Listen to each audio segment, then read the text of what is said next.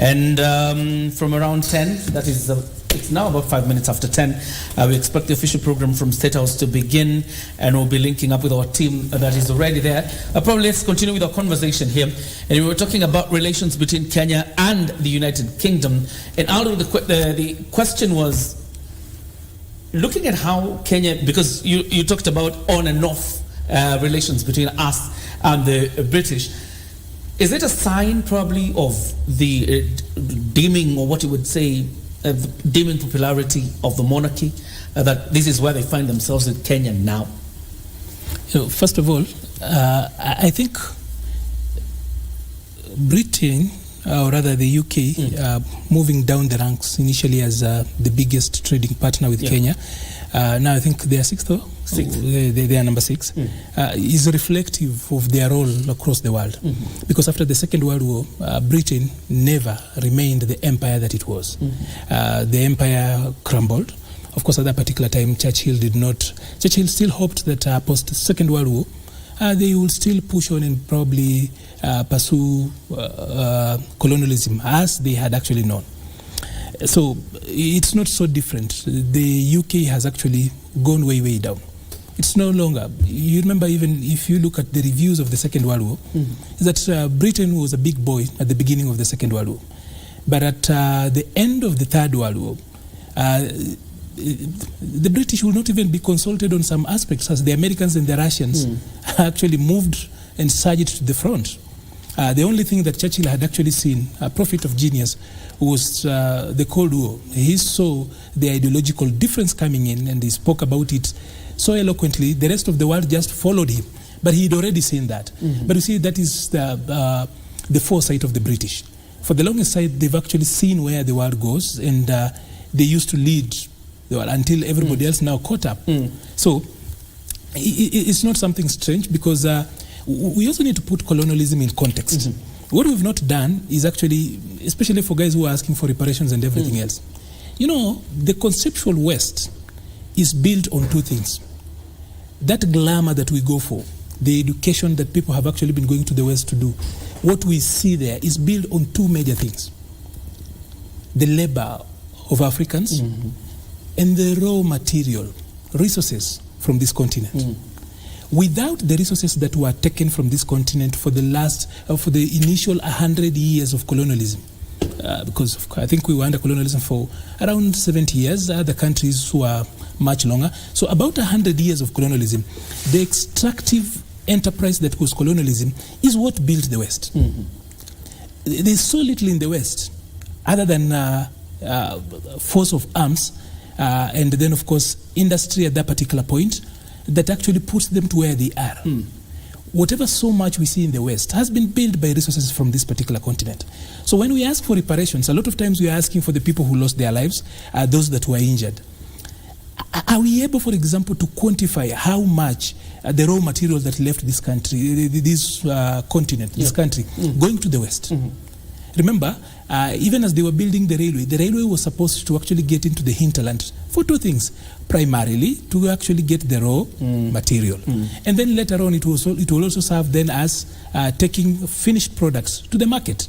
So then the third thing was that we as Africans and as a continent largely served as a market. Initially, we served as a source for raw material. Secondly, we then provided labor, cheap labor, a lot of it at that particular point. And for example, have we asked for reparations for our men who went to the Second World War? Have we asked for reparations for our ancestors who died in the First World War? Giving support, other than celebrating them and writing good, glamorous stories of what they contributed then. I'll go even micro and tell you, for example, today, if the British had not shown up, I would be a king of the Wangas. I'm not a king because they came in and disrupted that. So if I were to quantify myself being a king, then how much would that be? So if we talk about reparations, I think we are doing it on the linear. We are quite linear about it. We're not looking at the culture we lost. Like I said, it takes 25 years and you introduce a new culture. That is why a lot of times when we talk about a generation is just 25 years. So, and they were here for about 70, 75 years. Those are 3 generations that we lost, and completely we can never go back. That is why we struggle. Now we've been talking about we want a Kenyan dress. It's impossible. We are talking about our culture. It's so difficult. So we now share a culture with them. We can't run away with that because we are part and parcel of it. So whereas the British left, the Britishness was left with us. That's why I actually spoke about the corruption that is endemic and systemic with the British system. Is so manifest here, the same way where the elites steal from the other people. A system, for the longest time, we've actually been having an education system that is so much, we used to call it merit-based. So British again. That wouldn't work elsewhere. Education that is actually paid for in Europe, it's only in Britain that you're actually going to find, relatively, it's in the UK that you actually find education much more expensive than it is in the rest of Europe. So we really have not, Britain, of course, left, but then the British way of doing things remained with us. So there is so much that if you were to actually look at reparations and compensations, then we need a framework that actually quantifies or quantifies and qualifies what we lost and what really should be brought back. Like I have always insisted that every time you look at the West, and for the people especially in sub-Saharan Africa, we in the conceptual global South, every time we look at the West and glamorize them and say everything, let us always remember that those are the efforts, unpaid labor of our ancestors.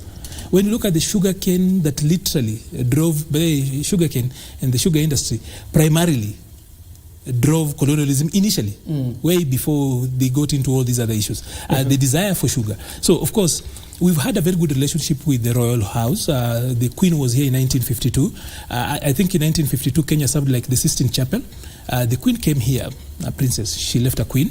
Then she would be back here in 1972 briefly. She was here in 1983. She was here again in 1991. At that particular time when Kenya was at the heart of the struggle for multi-party democracy. And there are two things that Kenya is to the UK. Number one, Kenya is an anchor state in a very disturbed region. Yes.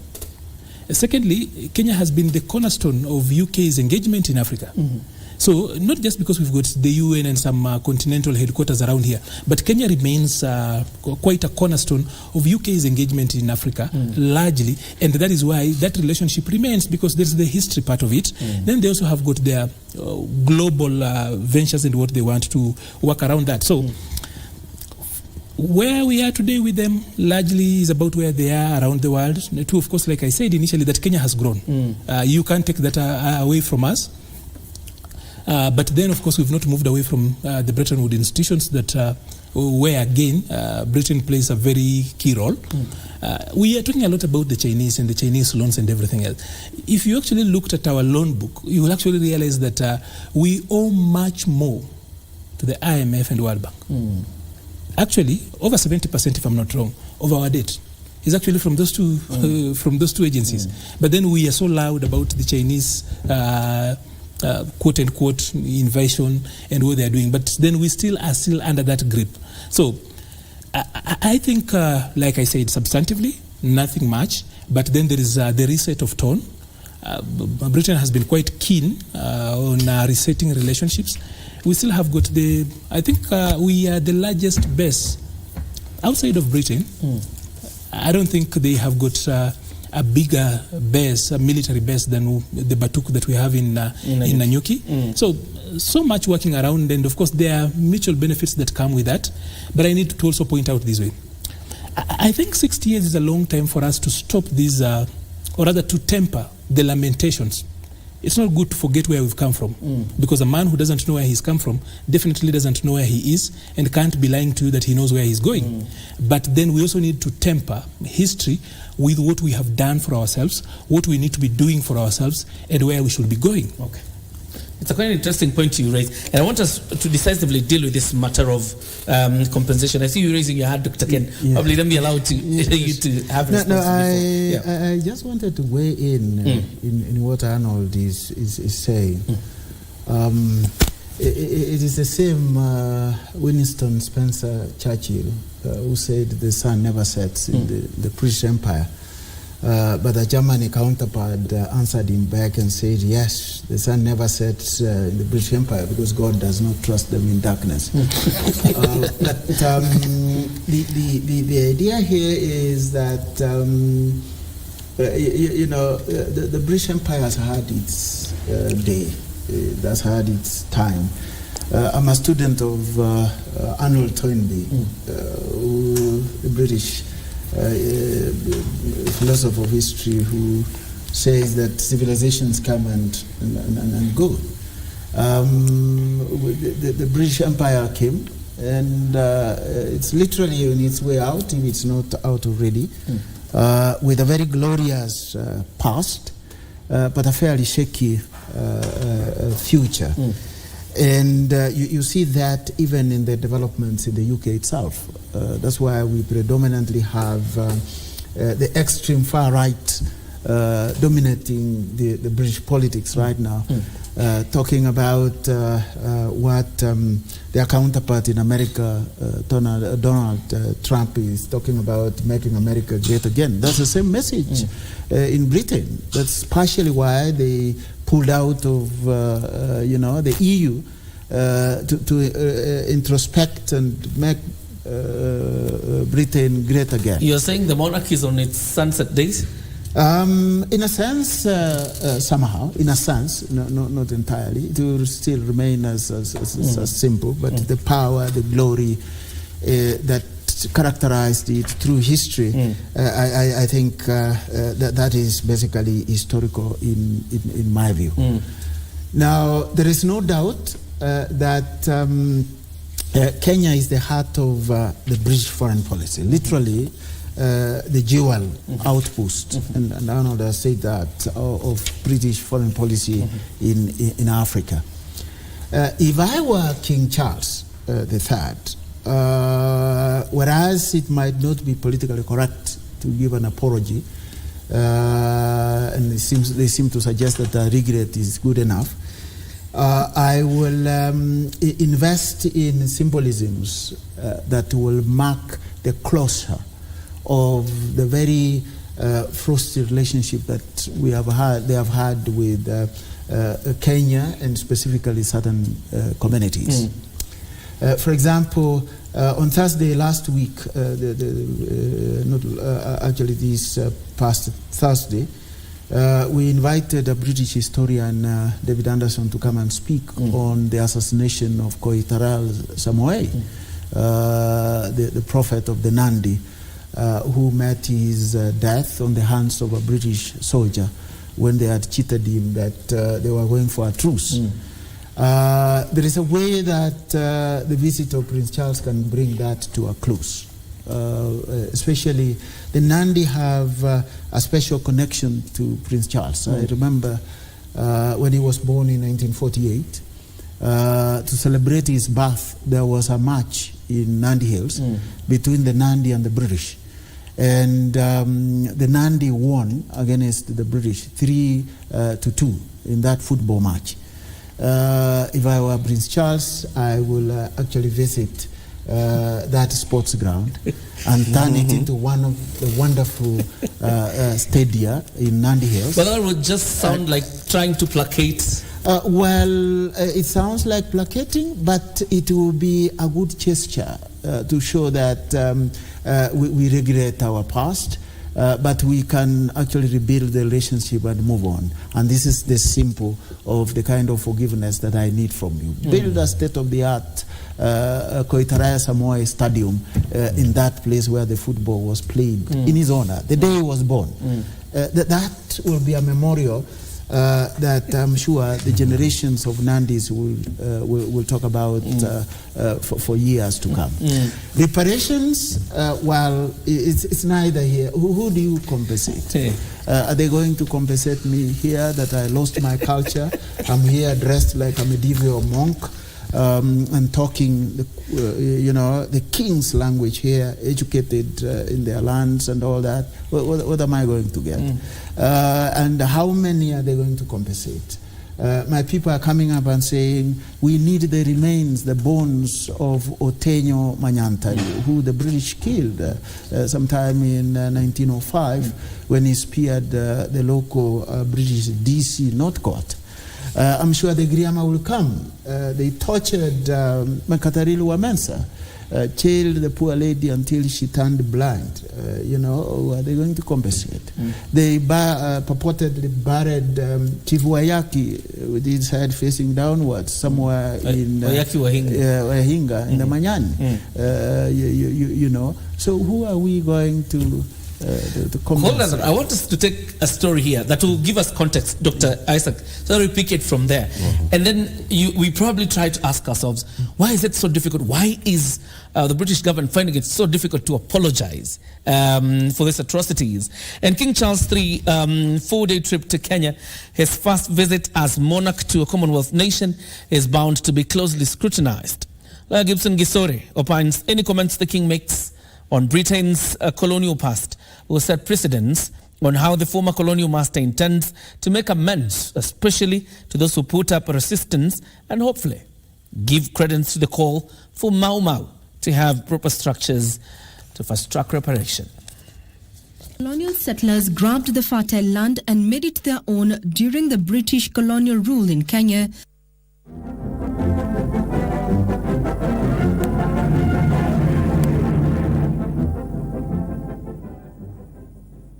And for 8 years, the Mau Mau, often with dreadlocked hair and wearing animal skins, launched attacks on white settlers from bases in remote forests. Months after the rebellion kicked off in 1952, the then British Prime Minister Winston Churchill declared a state of emergency, paving way for a brutal crackdown on Mau Mau and their perceived supporters. Consequently, tens of thousands of people were rounded up and detained without trial in camps where reports of execution, torture, and vicious beatings were common. Na mimi hata msituni ndio nilikuwa priest kwa kuombea Mau Mau akienda kwa vita. Extrajudicial killings were omitted on the Mau Mau. I mean, we even far back, even my own place in Kisii, we have Otenyo, who also was killed after he, of course, beheaded a colonial DC. So there were various resistances across the region, and these resistances ended up being to be quashed in a very bad way. You remember the Nandi resistance? We do not have even the head of Samoi. And for decades, members of the once outlawed Mau Mau and their families are yet to receive compensation for atrocities meted out on them and their kin. There is at no point as the Kenyan government and the UK government sat down somewhere and decided that now we're talking reparations. I hope by the coming of the King, it will be a start of that particular process. Among other things, there are also several other things which are underlying. You remember, we do not still have know where Dedan Kimathi was buried. We do not have his body. The family has asked for the body. The late wife asked for the till recently when she died. We have the other generals by Mungi. They died a very desperate death where they were very poor. So some of these people who fought for, especially who gave their lives for the fight to have Kenya be freed, some of the people should be ranking high in terms of reparations. So once we agree on a certain figure and the money comes, then that money is able to be disseminated to the families so that they can be able to either do projects like schools, they can be able to do roads, they can be able to buy back land which they lost. So you remember a lot of people lost their lands to the crown land. The crown land especially, it was land which belonged to the king or the UK government, the monarchy. So which was issued to their citizens who were told to immigrate to Kenya, and then they were be given free land, more or less free land. And this land belongs to the natives. The British government agreed in 2013 to pay 2.8 billion shillings as compensation, but beneficiaries say the government of Kenya has been reluctant or has refused to fully engage in talks and provide modalities for the compensation.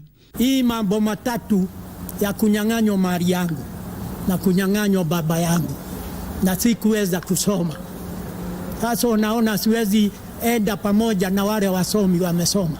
Kwa hivyo tunajaribu tuwezavyo tuwe tukiongea na sauti moja tuwe tukisikizana pamoja, kwa sababu zizi zote tulipata tabu aina moja. Lawyer Gibson Gesore says lack of proper structures, documentation on who exactly are the beneficiaries are some of the bottlenecks that have for years hindered the compensation process. Kuna mjumbe mmoja tu ambaye alitoa Westminster parliament yao akakubali kulikuwa na maovu, lakini hatujasikia kutoka kwa the real British monarch, hatujasikia. We hope we will be able to hear the king say that we are sorry for that. And then now we can start discussing the reparation. We can now start discussing how do we make good of this other. And this discussion is going to, of course, reverberate across the entire Commonwealth, who will be able to feel like the Indians whom suffered hunger and where a number of people died because of the British colonization policies. So some of those things are going to come up, or are discussions which are already people are aware of, and people will want to see how the king reacts to such questions. Gesore says the visit by King Charles, where he is expected to tackle the more painful aspects of the United Kingdom's historic relationship with Kenya, will be highly scrutinized and crucial on the way forward for those seeking compensation. Charles atakuja na yeye ndio mhusika mkubwa kwa shinda zetu, waongee na yeye ili sisi tupate haki yetu ya compensation ya mambo yetu, ili tukae kama watu wengine duniani. The king's trip also comes as Kenya prepares to celebrate 60 years of independence from Britain on December the 12th. Reign of the king oversees the Commonwealth. Which is comprised of all the countries which were colonized by the British. There's no other country which colonized as many countries as the British did, so that gives it a lot of significance. That Kenya, among all these countries, is the one which has been selected to actually pay homage to the king as his first international trip. So that means Kenya is very significant to the Commonwealth. Regina Manyara reporting for KBC Channel 1. That story by Regina quite sets the perspective around the conversation we're having, Dr. Isaac. Why is Britain finding it so hard to apologize? Are they afraid to open a Pandora's box? First, my friend Gibson has put several things in perspective, which is very good. I mean, we have no clear structure that can guide who should be compensated. Why is it difficult for the British government to apologize? What kind of apology are we looking for? And how do we want that apology to be tabled? Are some of the things that I always ask myself when people talk about apologies and compensation. And what gains are we going to make in reference to an apology that is being made for historical injustice? I know quite a number of things have been focused on areas where people are able to talk about the history. But in northern Kenya, similar things happen. We know quite a number. We have a whole community that are white. And they couldn't come into the society. Therefore, they opted to live in the bush with their animals. They are whites with the blue eyes and colorless eyes. And those are not by design that they live there. No, it's just because they know they are not placed well within the society. They know the grandmothers were raped. As a result of that, they get a generation that is different from the other generation in that area. So when we are talking about apology, I think, is it the right time to ask for an apology now from the king? I mean, is it the first time that we are having the queen coming here?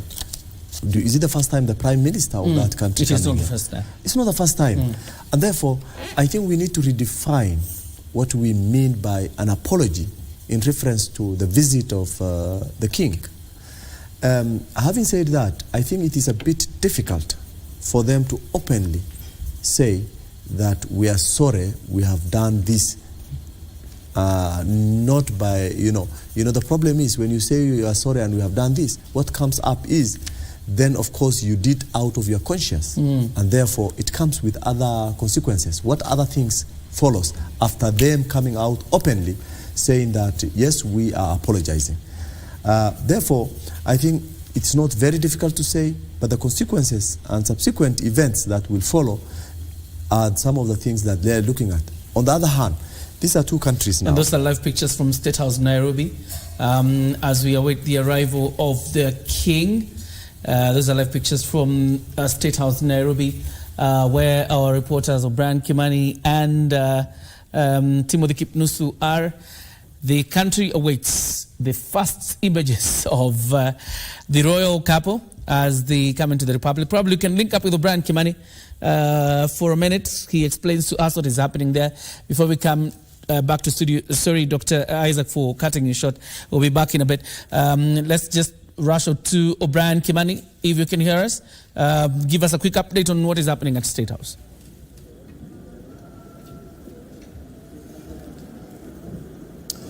It's a good morning to you, John Jacob Curia, back there in Broadcasting House. It's a cold and chilly morning here at the State House, where we are waiting the official arrival of King Charles III of the United Kingdom and his wife, Queen Camilla. After more than 1.5 years of planning, he landed last evening at about 10 p.m. together with his wife, and were received by Prime Cabinet Secretary Musalia Mudavadi. King Charles is expected to hold bilateral talks with President William Ruto. We are waiting for his arrival any moment from now, and if you can listen keenly into the background, you hear the band already building some tunes and telling you that the arrival is not far away off. And so anytime from this moment, we expect His Majesties to make their entry to this location. King Charles is expected to be in this country for the next 4 days. And so his departure is expected to be on Friday, where he's expected to tour various locations and hold various meetings with corporate CEOs as well as non-governmental organizations. If I can give you some background about King Charles, his coronation happened on the 6th of May this year. This followed the death of his mother, Queen Elizabeth II, after a 70-year reign last September. And Prince Charles, when he was the Prince of Wales, he toured about 100 countries in the world, and he is still the longest heir to the British monarchy. And when you look at the number of countries that he toured when he was a prince, this pales in comparison to the number of countries that his mother, Queen Elizabeth, toured. And we are talking about 300 countries in a span of 70 years. And so we are waiting to see how many trips will King Charles make during his reign. This is this is actually the fourth trip as the king. His first trip was to Germany, which is UK's next door neighbor. Thereafter, he traveled to France and then to Romania. Kenya is his first overseas trip to a Commonwealth country. Commonwealth, remember, is a grouping of 56 countries, mostly that were ruled by Britain during its colonial era. Kenya is a member, of course, of the Commonwealth. It's a founding member, actually. And this trip to Kenya is quite significant in the fact that the late Queen Elizabeth became the Queen of England when she was on holiday here in Kenya. If you just go to our archives as KBC, you'll see some of the features that we have done and documentaries about the ascension of the Queen to the throne. That was back in 1952. And so that's why, Kenya is quite significant to the British monarchy. The other thing is the fact that, Kenya being the largest economy in the East African region, it holds significant sway when it comes to bilateral trades with other countries around the world. And that's why Britain is relooking at, restarting its relations with Kenya. And when you look at, history, it will inform you that Kenya acts as a catalyst to the region in terms of many things, from military to trade to politics, as well as commercial aspect. And so that's why it's no coincidence that King Charles has decided to pick Kenya as his first overseas trip outside Europe. The other thing that is worth noting is the fact that back in the year 2010, his son, Prince William, proposed to his long-term girlfriend at Rotondo Cabin, that is next to, close to Mount Kenya. The other thing, or the other reason why this trip is very significant, is because the whole country is watching and waiting to hear what exactly King Charles is going to tell Kenyans. Remember, there has been a growing demand for an official apology from Britain for the atrocities committed to Kenyans during the dark past of the state of emergency from 1952 to 1960. Those were about 80 years of pain. That's O'Brien Kimani at State House, Nairobi. And of course, you can see the Guard of Honor from the Kenya Army ready to stage that Guard of Honor for the honor of King Charles, who is visiting the Republic. Of course, as O'Brien says, this of course is his first visit to a Commonwealth country, and he chose Kenya. Coming back to you, Dr. Isaac, to finish up on your point on why, and you were saying you don't understand really what the people seeking compensation and apology, the structure of their request. Right. Mm-hmm. Yeah. As I put it very well in my first conversation, when you ask for compensation, or rather apology, when you are asking for an apology, there is that framework or structure that you want to follow.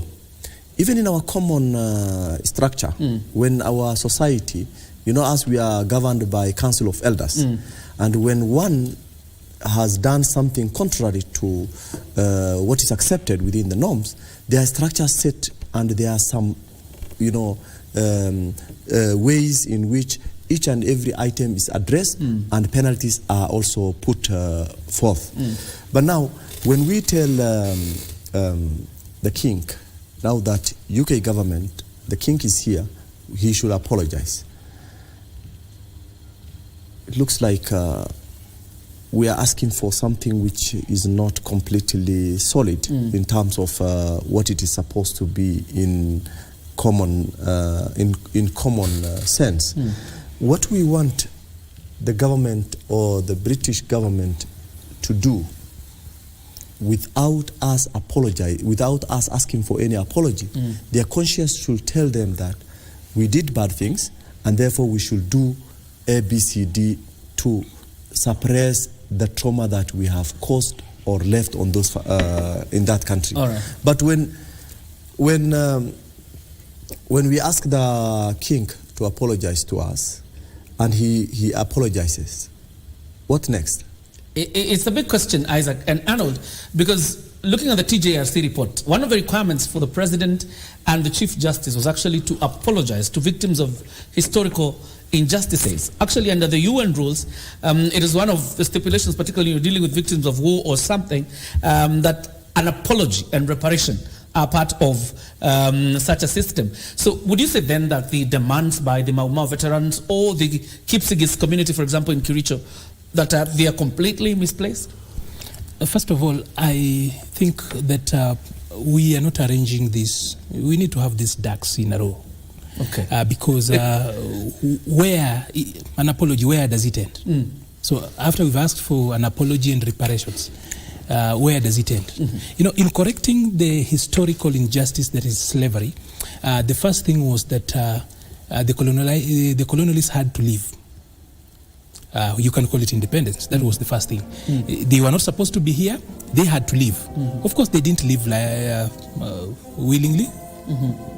They left out of force. So the first thing was they leave. Number two, of course, now people are asking for an apology. Not that it's a bad thing. Not that it's inconsequential. But I still feel it's not substantive because, like I asked, where does it end? Where does it lead? For me, it is an important step, but then that step should be leading to greater accountability, so that then we move. So after apology next, what next? So do we have a clear framework on how countries can actually correct or actually come to terms and try to work out justice for their past sins and crimes, not just colonialism. There's so much. There are places, for example, where people's whole countries, you were born on an island and a country exploded a nuclear bomb on that particular island. You're told, okay, just move to the neighboring, we will bring you back. Now it's no longer habitable. Your ancestors, everything that you ever knew as a person was on that particular island. Somebody blasts a nuclear bomb there. The French also did their nuclear bomb in Algeria. You could actually say it's in a desert area, but it's still our desert. You know, like you are exploding your nuclear bomb on our desert. Why can't you do it somewhere else? So there's so much. So beyond the apology, there should be a proper way to actually where does that end? Beyond reparations, like I've just asked you, we are paying for the guys, for example, who are hurt, injustices done, and we are limiting that to what was done to humans. We have got our relatives that were taken from this country and went out there as slaves, never to be remembered. How do you do reparations for that? We have got our raw material that was taken for a song here. Lots of it. And like I've told you, the West, the prosperity that you see in the West is built on two things: the African free labor and resources from Africa. So if you're going to ask them to actually bring it back, are they willing to walk back? They will not be willing to actually walk back. So beyond asking for an apology, which I think is an important step, yes, but it's an important step, do we have the next step? Does it stop there? Where does this stop? The roadmap. Yeah, so we need a clear roadmap, a framework around that. And, you know, even as we speak about this, just offset, we were talking about how our culture and our thinking, the British still actually inform how we do things. Nairobi, for example,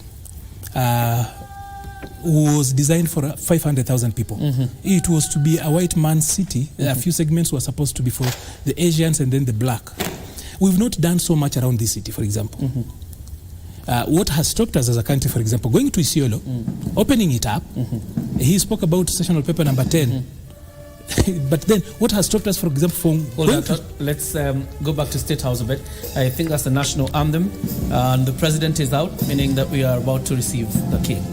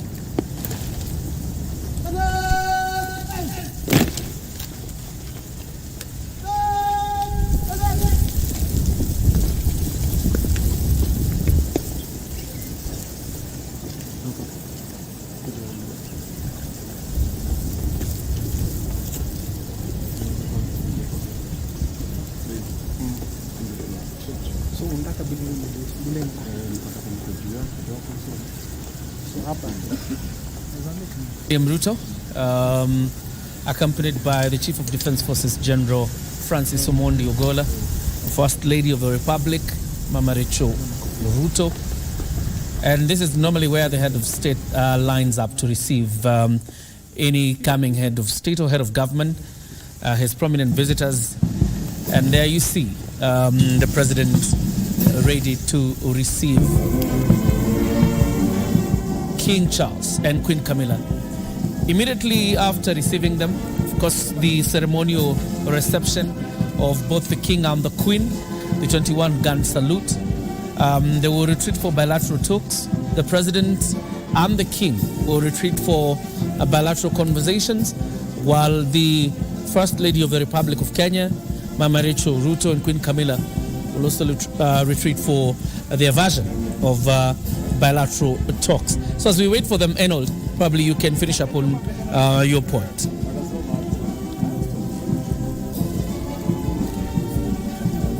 English, for example. You know, it's the Queen, the late Queen, who actually said there is no American, Australian, or British English. There is only the English language. But once you come here, of course, we know that there are variations. Our official English that we speak here is the British English. So even if you are to write a very proper composition, we have got students doing the exams today. If those students were to write plain English, but it's American or has got Australian nuances, they will actually be marked to actually have gotten it wrong. So again, there is this feeling that if you speak English with a British twang, which is just an accent anyway, you are superior, you are at the top of the hierarchy. The American accent is trying to catch up, but still you are looked at as informal. Somehow we don't take the American accent seriously. We can take everything serious from the Americans, but once it comes to the accent, we feel like that is unofficial. There you see the motorcade is probably now a pointer that the King is already at the gates of formerly the governor's mansion, the government house, and now State House, Kenya. Of course, wonderful shots there, drone shots from the KBC team, giving you quite a clear look at State House. And there you go. Even the choice of car is very interesting. That's a British car. So the choice of car is also very interesting to see. Nowadays it's actually Indian. Oh, it's Indian. Nowadays it's Indian. But there you go.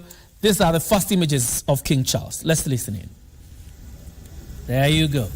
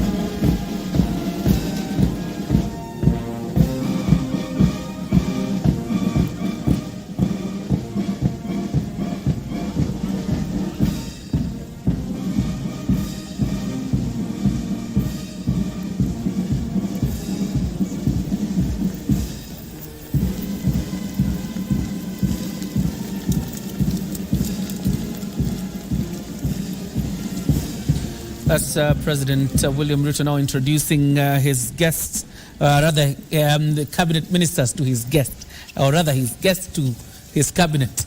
Can be either way. I see now the security advisor to the president, that is Monica Juma.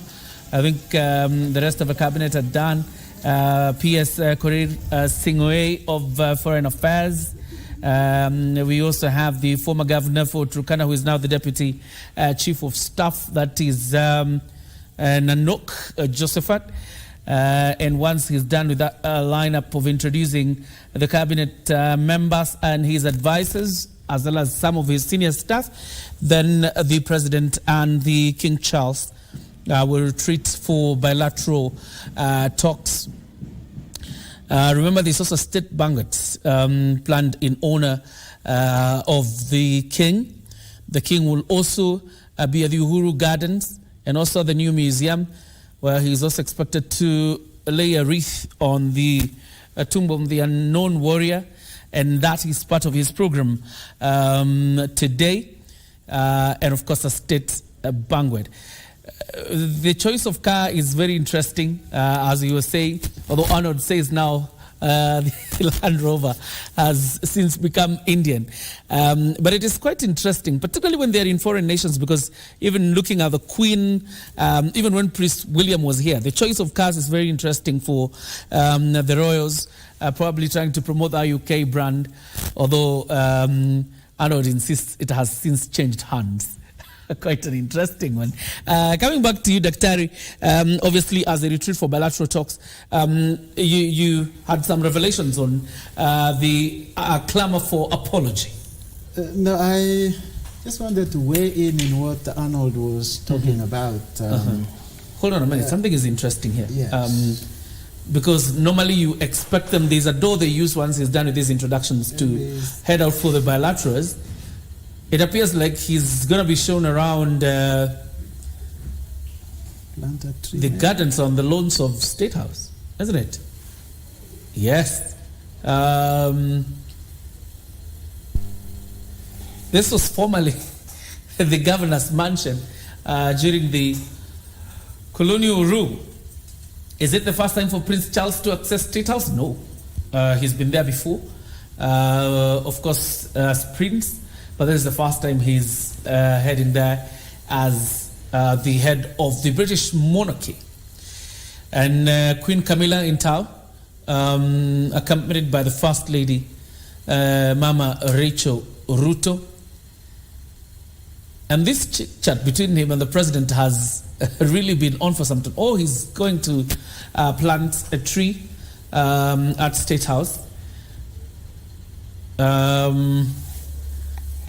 There's quite a camaraderie between him and the president, probably illustrious of the warmth of King Charles. And Queen Camilla is also going to plant a tree. And officers from the Kenya Forest Service are there, probably to explain what kind of a tree this is that the king is going to plant today. And of course, this is in line with the entire conversation being driven by President William Ruto on climate change and the need for boosting Kenya's tree cover. Only that for this time, the tree is being planted in State House. And part of the bilateral conversations that the president will have with King Charles also majors on climate change.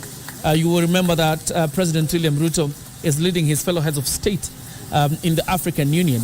He's actually the chairperson of that committee on climate change, really driving the agenda and the engagements around climate change, and therefore the need for King Charles to plant this commemorative tree at State House, Nairobi. Queen Camilla has also planted a tree. And that is before they retreat for bilaterals. And this is, different from what we've seen traditionally. Traditionally, we've only seen once the president introduces the visiting head of state or head of government to his cabinet and senior members of his administration. They normally retreat for bilateral talks. But what we are seeing today is that before the bilateral conversation, we see the king being guided to State House Gardens of the backyard for the planting of a commemorative tree.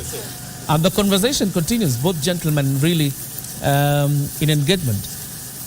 Somebody was making a remark that he would have wanted to see what the handshake between the president and the king looked like, because President William Ruto is known for very firm handshakes, but then there is what you call the royal protocol.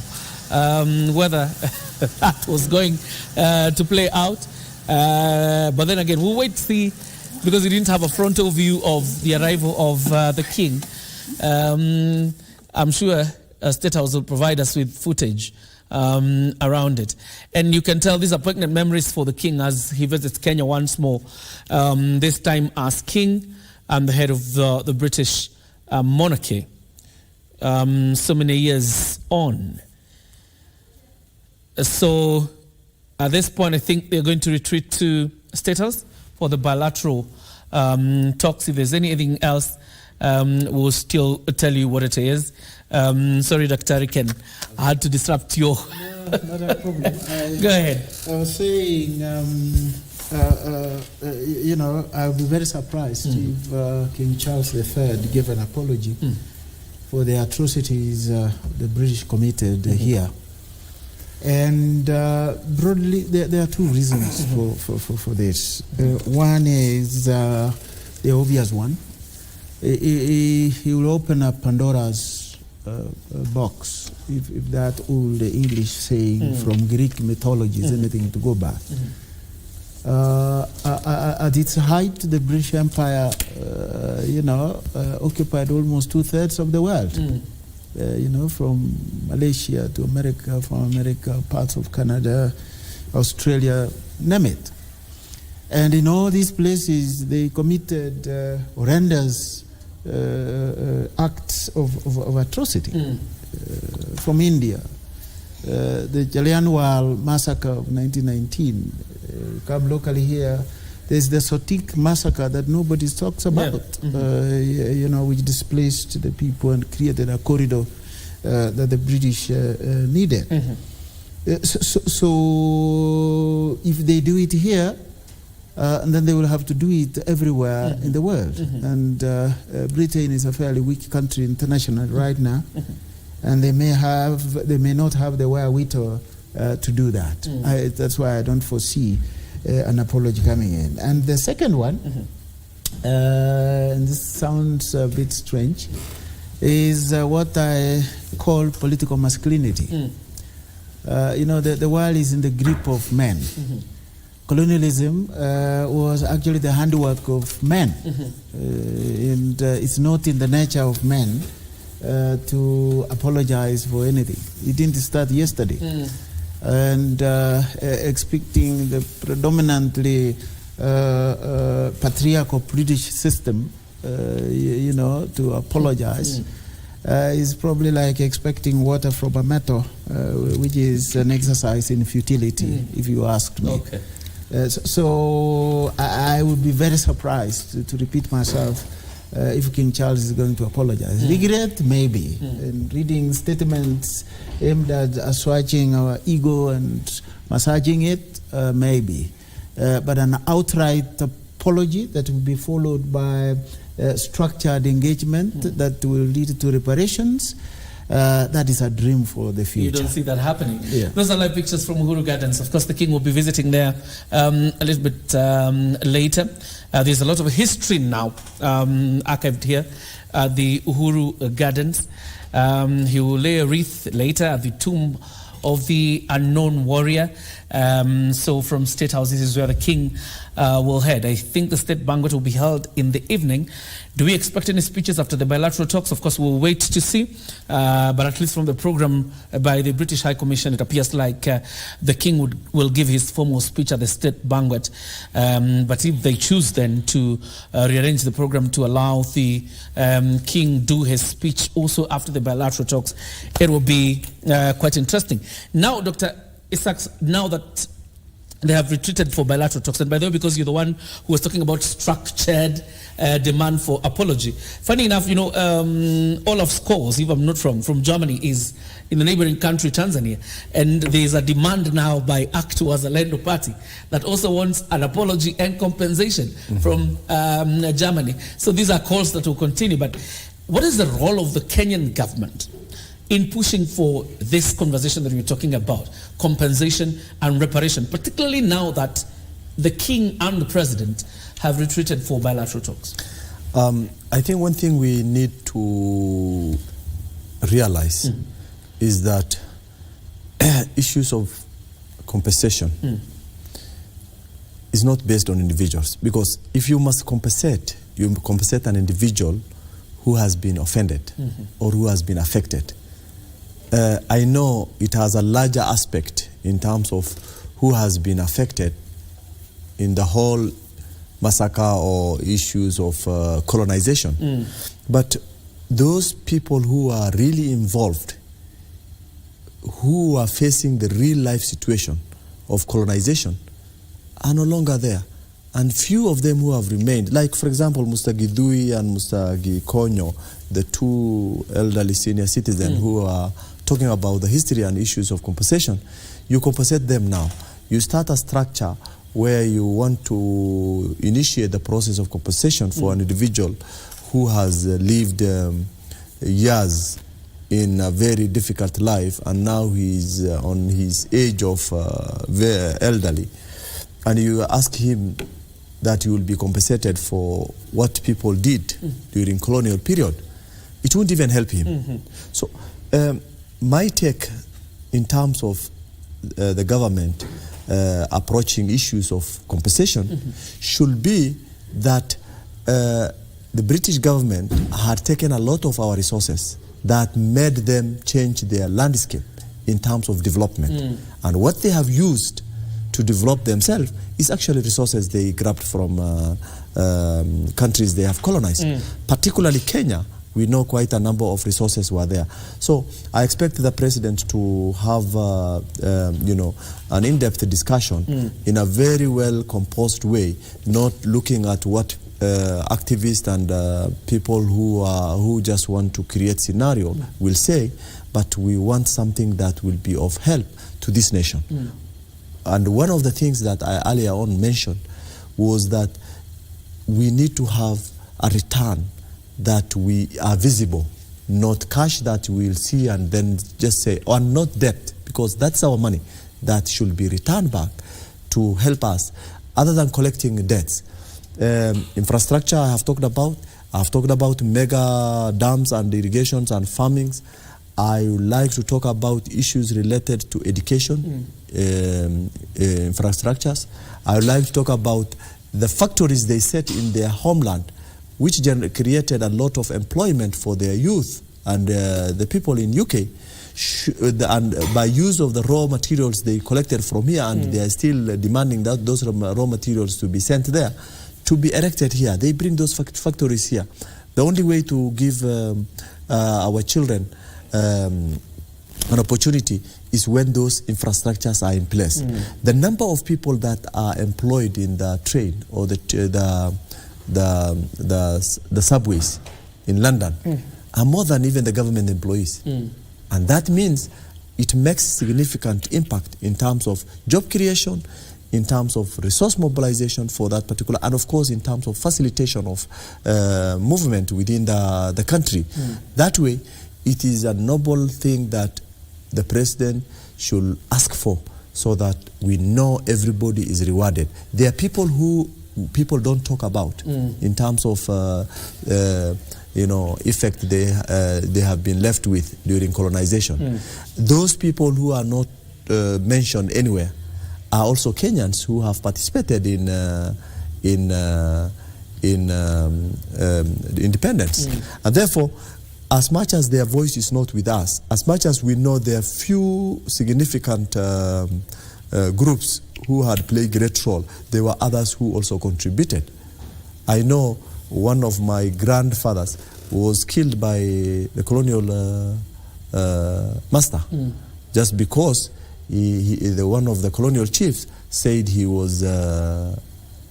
refused to give out his camels for taxation. And then the only thing he was done, kill him. And those histories are everywhere. It's not only we focus on Mau Mau or Loikarel, because these are areas that were significant and people were talking about it. The whole of this country, people who are living there have played a significant role in getting this country into self-rule. Right. And therefore, I think the president should focus it that way. In terms of, I mean, my colleague has already mentioned issues regarding apology. I think it's not something that we should dwell on so much. So long as it has no structure, so long as it has no meaning and have significant outcome, we should talk about what value will the king bring to this country in changing the current situation of our nation. We'll talk about the value in a bit, but Arnold, by yesterday, civil society organizations, a section of them, and in fact some of the veterans were accusing the government of trying to frustrate their venting. And you've talked about structures when demanding for an apology or compensation. Now that government formally would introduce such structures and some formality in terms of the demand that is being made, do you expect this will feature anywhere in those bilateral talks? Well, in the bilateral talks, I know that what is on the agenda, number one, is the 425 billion shillings for the Grand High Falls Dam. There is the 12.5 billion shillings for the Menengai geothermal project. That is what is on the table. They'll also be talking about the 7.5 billion shillings and Malindi solar expansion. There's a project there.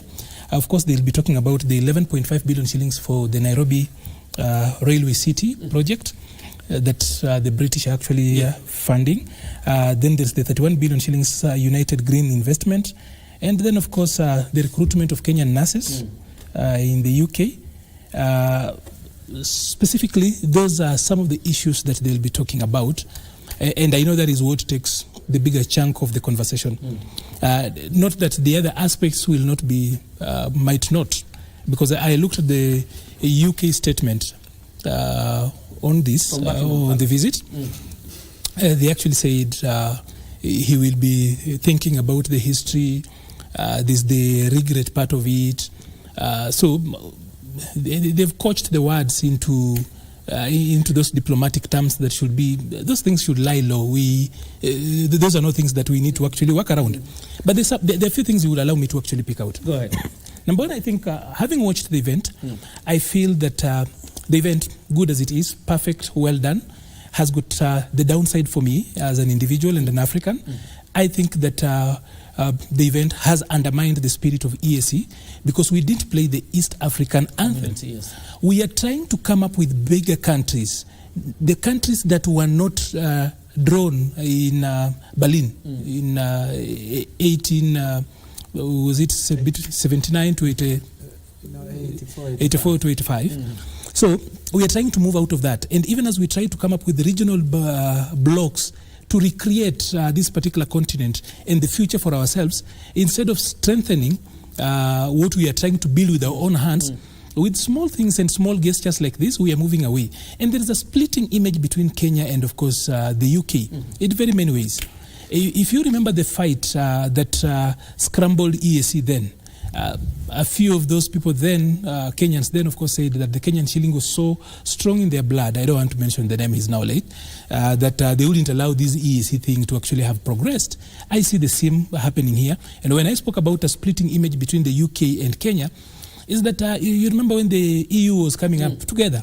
Again, the UK opted out when they were coming up with the euro. They insisted with remaining the British pound. So there are a lot of these games, and sometimes you really want to start imagining: are we doing it on our own, or is it at the initiation of somebody else? So I think that in the next event the king goes, if anyone else is watching, the EAC anthem should be played. Because we must also acknowledge where we are going as a people, what we have built since they left. We are trying to build a union. We are coming up with a community that should actually feature. We should not repeat what actually has happened. where we actually leave out the EAC anthem. That flag needed to have been there. We are it's actually erected up. It's up. That one has always been there. Yeah. The president has been big on Africa and the AU speaking for us. Now that the British monarchy is here, the president can speak to the British monarchy for EAC because he's here. He doesn't have to go across. At least if we are to strengthen the EAC bit of it, that particular bit, I think, for whatever reason, whatever protocol they want to talk about, I still feel that we also have got that particular place. We owe it to our neighbors and the community to ensure that we don't overlook the EAC. EAC must be strong. EAC must function. The other thing of it is that having grown up, born in 80s, having grown up under, let me just say under Queen Elizabeth, this is the aura that used to come with the Queen. Slow, measured. For me, that was the definition of what the monarchy was. Even as she would go through a guard of honor, there's a way you look at it. So probably I'm struggling to align my growing up and now a setting where now it's a man. I have seen them leaving the Queen behind. I still have got a little bit of violent thoughts in my mind that are feeling like, why are these two gentlemen leaving the Queen behind, even as they move?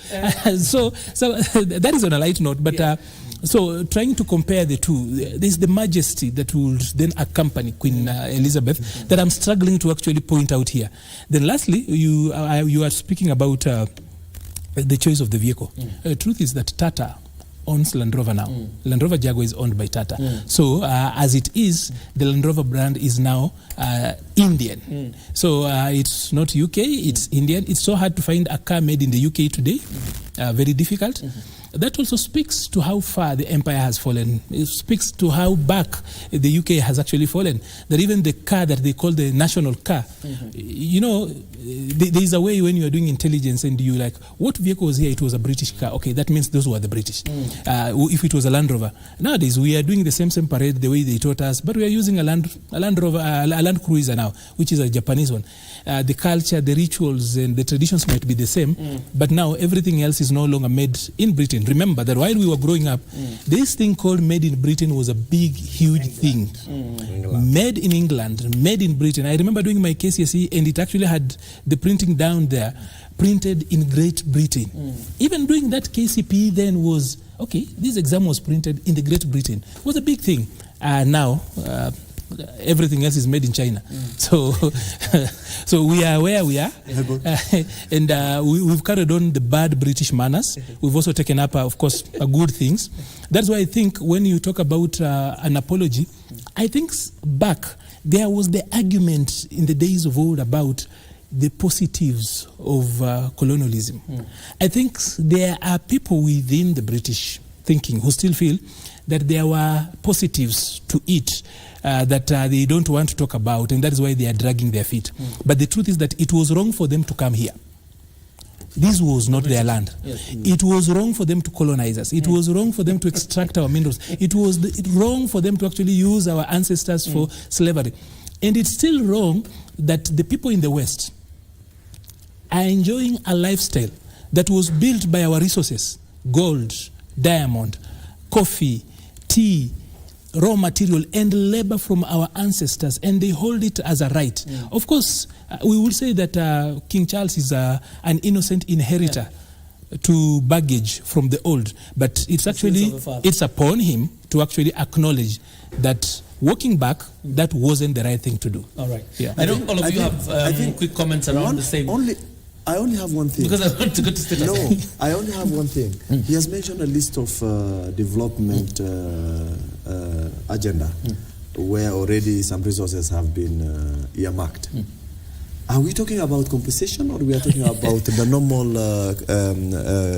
loans that we get from bilateral talks? Obviously, from those governments? are some grants. So those are not compensation. We are talking about what is it that we are gaining out of the visit in terms of compensation and in terms of projects that we don't repay.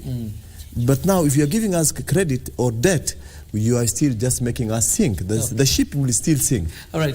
Dr. Kelly, do you want to make a quick comment before we get to status? Perhaps talking about the Land Rover and Tata, it is Winston Churchill who once described India as the jewel on the crown of the British Empire. Maybe they are stuck in that. India is part of them. Even if it has taken up Land Rover, it's still part of the British Empire. But secondly, then, following from what Arnold is saying about colonialism, as a historian, I'll tell you, colonialism meant one and the same thing. Everywhere you found it. It alienates socio-aggregates. It was about oppression. It dominates and it controls.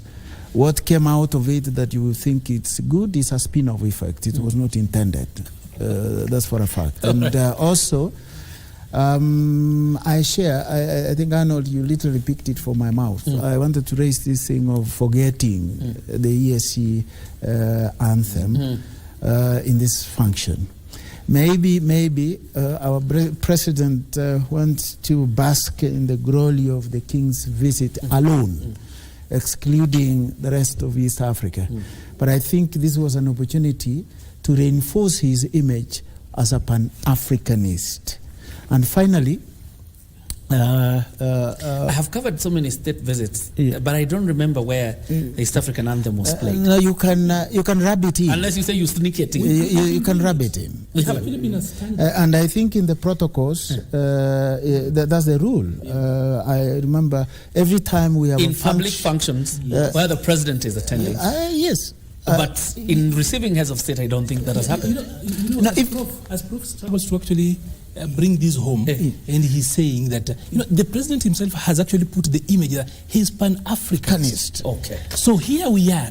One of those exhibitions that he should have actually done was actually to play the ESC. Okay, let me cut you short. Sorry. Let's head over to status. Then we'll come back and probably gloss over that point in a bit. O'Brien Kimani is ready from State House. O'Brien?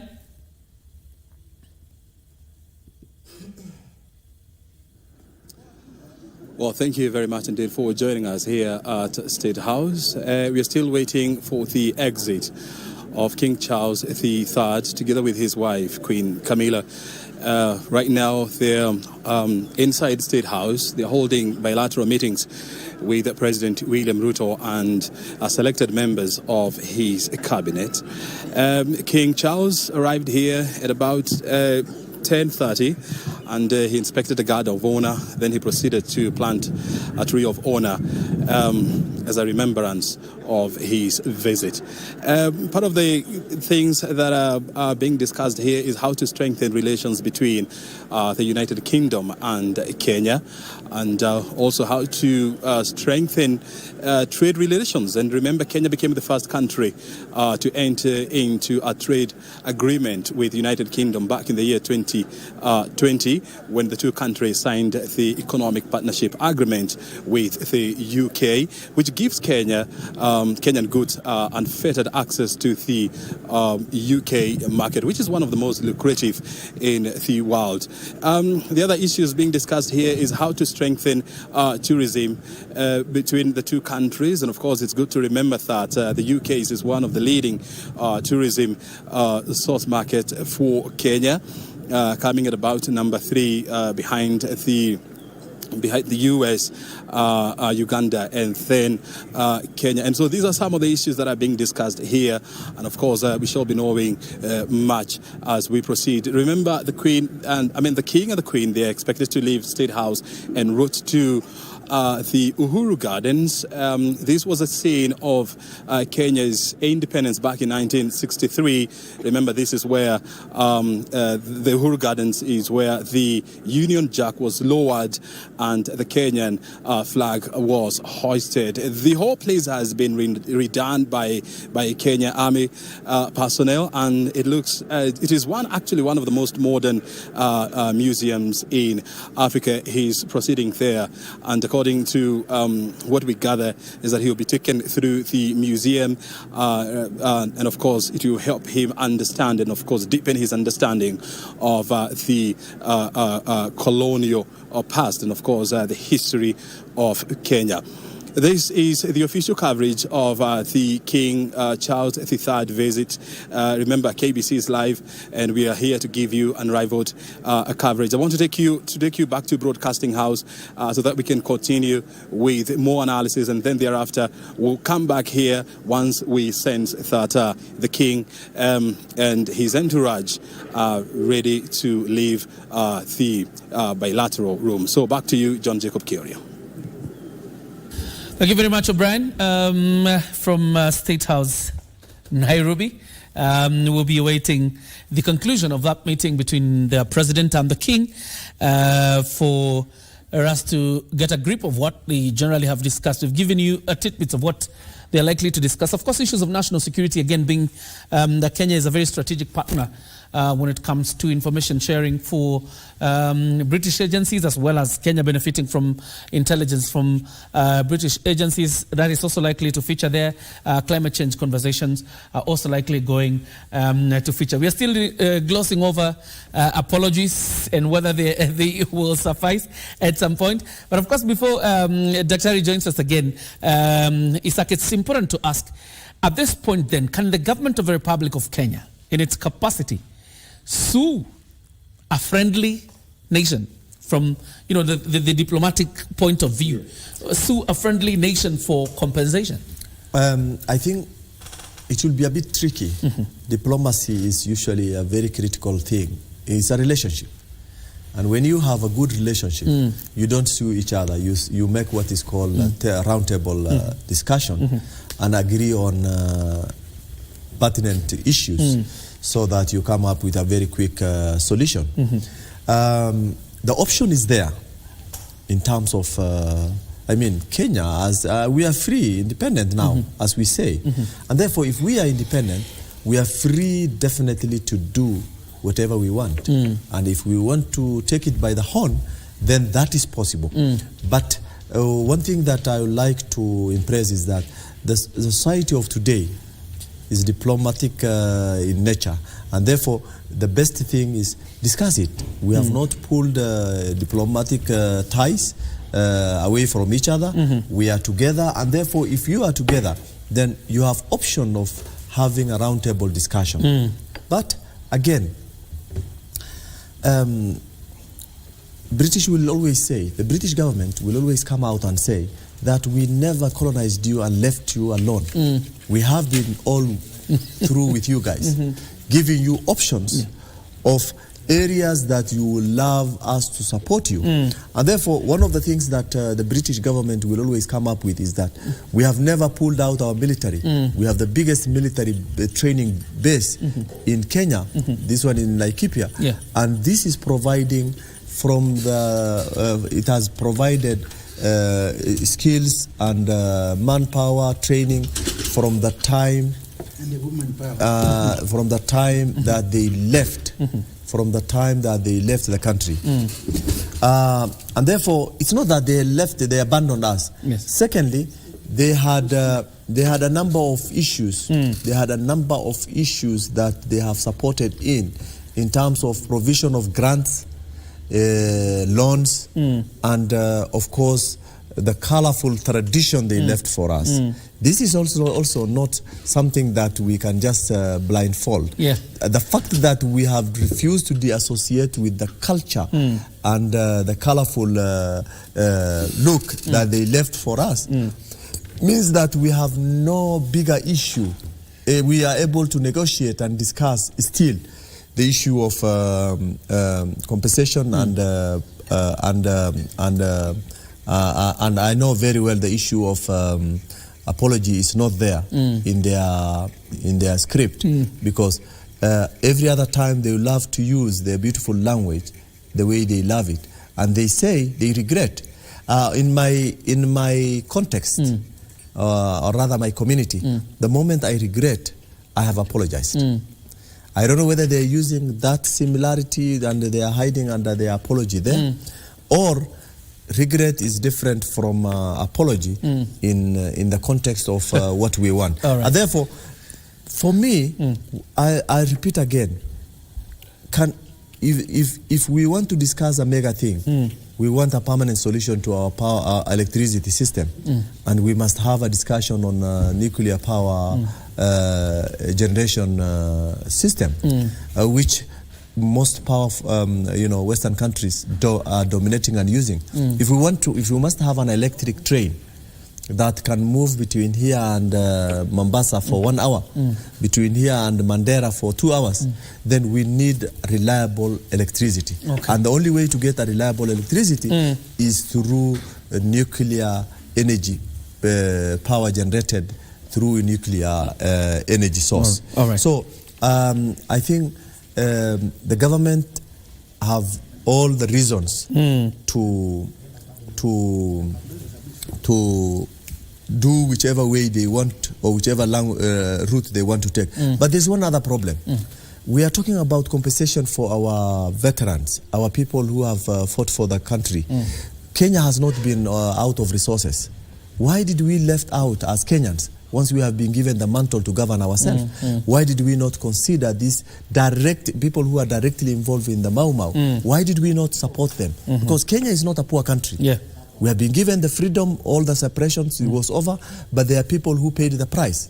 So if we were to look at the interest of those who have paid the price for purposes of this nation getting their freedom to rule themselves, then we have also a lot of other things for the people who have been given the mantle to lead, to ask. They should also apologize, I think. They should also tell us why a public apology was issued through the TJRC report, and I think by President Uhuru Kenyatta. I understand. Chief Justice Willy Mutunga. I understand. President Uhuru knew his father was the president, and he is the first-hand person who was in the Mau Mau. The people, he knew people by name, he knew the freedom fighters. He was part of it. Why did it take long, 30, 40 years after independence, for President Uhuru to come and apologize? You ask a very good question, and we'll dwell into it, because at some point we must ask ourselves, because we are talking about us being colonized. How have we handled ourselves after independence? We are stuck in the colony. And we need to find a way in which we move out of that colony. We'll talk about that in a few. Let me just bring it back to Enod in a bit, because Enod was looking at some of the state visits we've had. We've not played the East African Community song. But I want us to twist it a bit, because there's an economic partnership agreement we signed with the UK, obviously after Brexit. And it appeared like we left our peers from the East African community behind. But obviously that is according to the economic classification, because we are in a different economic classification. So much so that the unity you're talking about exists in paper, but in reality, it appears like it doesn't. One of those things, because the monarchs are here on the invitation of the state as we mark 60 days of 60 years of independence. And I think one of those things that we will be missing, even as we speak about where we've been from, the relationship, there is that, Baba, while you are away moment. We needed to demonstrate. We still need to demonstrate what we have done, because we wanted them out so that we can actually develop ourselves. Just like the children of Israel in Egypt, at that particular point, we read that they were supposed to let my people go. So once your people have gone, what were they supposed to do? Of course, in the land of Canaan, they were supposed to worship the Lord and, of course, develop themselves and everything else. Now, we are. We asked for our own Canaan. We've had it for 60 years. What is there to show? Of course, I know when the king came in, most likely he used the expressway, funded and done by the Chinese. He looked at the airport.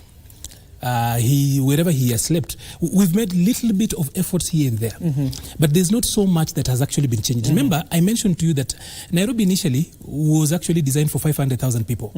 Today, Nairobi has got 4.5 million people at night and 5.5 million people during the day. So heavy. We've not changed so much from the earlier blueprint that has been there. There's a lot of congestion. Have we worked out, even as I spoke about what we are missing out on, this is a visit. It's a stately visit. We also need to be demonstrating what we've done for the last 60 years for ourselves. Of course, literacy has gone up. They left this King George's College here, now the University of Nairobi, Yes. as a constituent college of the Makerere University there. Of course, it's now a well-renowned university. So what we've done for ourselves, that's why I actually was thinking it was important that we actually demonstrate and ensure that we anchor EAC, not so much, just playing the anthem there.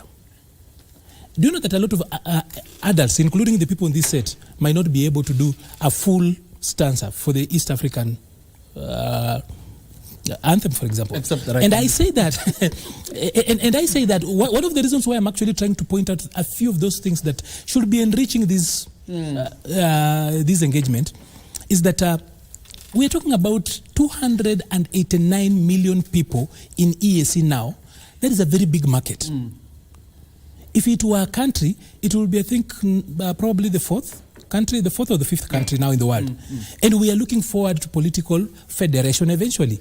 Lest we forget, the heritage we want to leave for our children is not just the stories and the lamentations of where we came from with colonialism, but the future that we want to build includes EAC. So it's important to talk about that. That's why I actually was thinking we needed 60 years down the line. If you look at State House, it's changed, of course, but then you realize that the king didn't look like he's surprised. There was no culture shock. He looks like he's at home. Place. It's a familiar place. The uniforms look familiar. The marching is familiar. Being a former military man himself, even the uniform looks, everything, he wasn't surprised. It looks like just an outpost from where he's coming from. So 60 years down the line, it's important to talk about where we've come from. It's important to talk about reparations, apologies, and everything else. But then, as we mark 60 years, and the king comes here on the 60th anniversary, we are losing out on one thing, exhibiting what we have done. If you had to go to China, the British were in China at some point. If the King was in China, would we have seen this? We would actually have seen a serious, including them talking in Chinese, and then the king gets a translation in English. Not that they can't speak English, because the country with the biggest number of English speakers, incidentally, is China. The country with the biggest population of people who speak English is not UK, it's actually China. But if you go to China, if the king was visiting China, no one will actually be addressing him in Chinese. It will be about the Chinese exhibiting what they have done and everything else. And that's what I'm saying, that we have missed out on exhibiting what we have done for ourselves.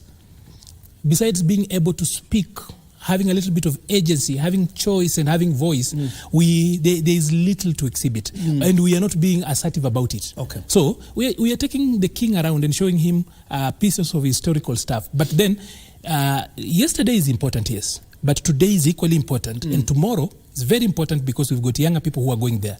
So there are aspects, and I will still insist, whatever protocol it is, I feel that if we continue to do things this way, we are not going to help the EAC spirit and where we want to go. All right. Yeah. Dr. I'll start from where Arnold has just left, about yesterday, today and tomorrow. The three, Arnold, are interlinked. We are today because of what we were yesterday. We will be tomorrow because of what we are today and what we are doing today. So the three go hand in hand. That's very important to note as a historian. Number two, Arnold mentioned about Nairobi being planned for 500 people.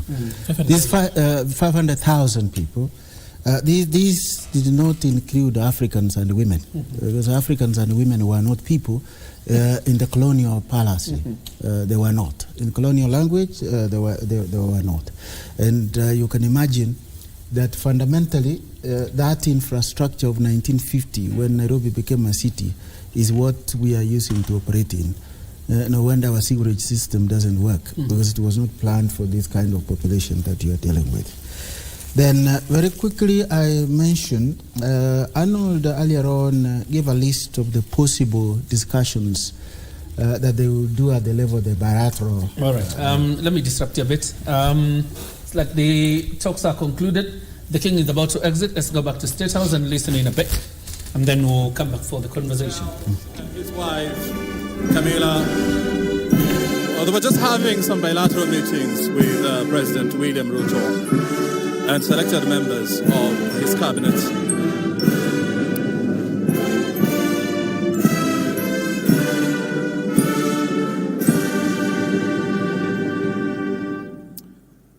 There you have it.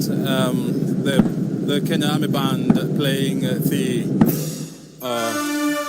British hymn. Now time for the national anthem.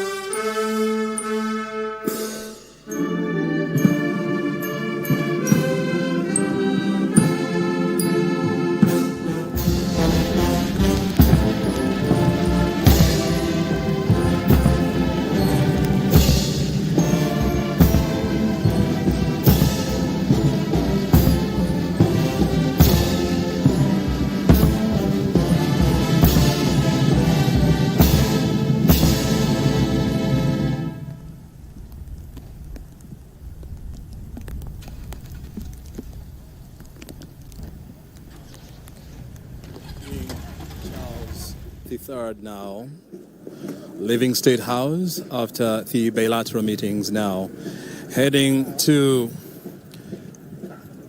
the Uhuru Gardens, where he's expected to be taken on a tour of this historic gardens by his host, President William Ruto.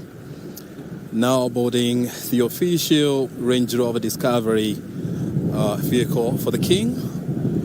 En route to that meeting. And one of the most interesting things is that, unlike what we are used to here in Kenya, the Queen sits at the front and the King sits at the back. And I've been informed that part of the dress code of the Queen, she's wearing the diamond brooch that was used to be a favorite of Queen Elizabeth. That's part of her dress code today. And the team now is ready to leave for that tour of the Uhuru Gardens Museum. And according to the British officials, this is where the King is expected to have a more and a deeper understanding of the history of Kenya and the struggle for freedom, and of course the independence pre and post era.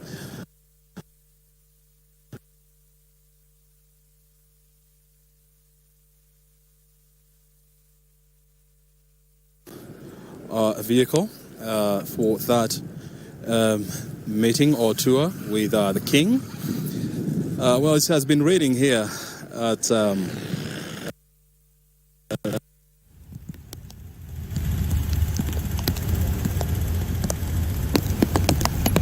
vehicle to Uhuru Gardens.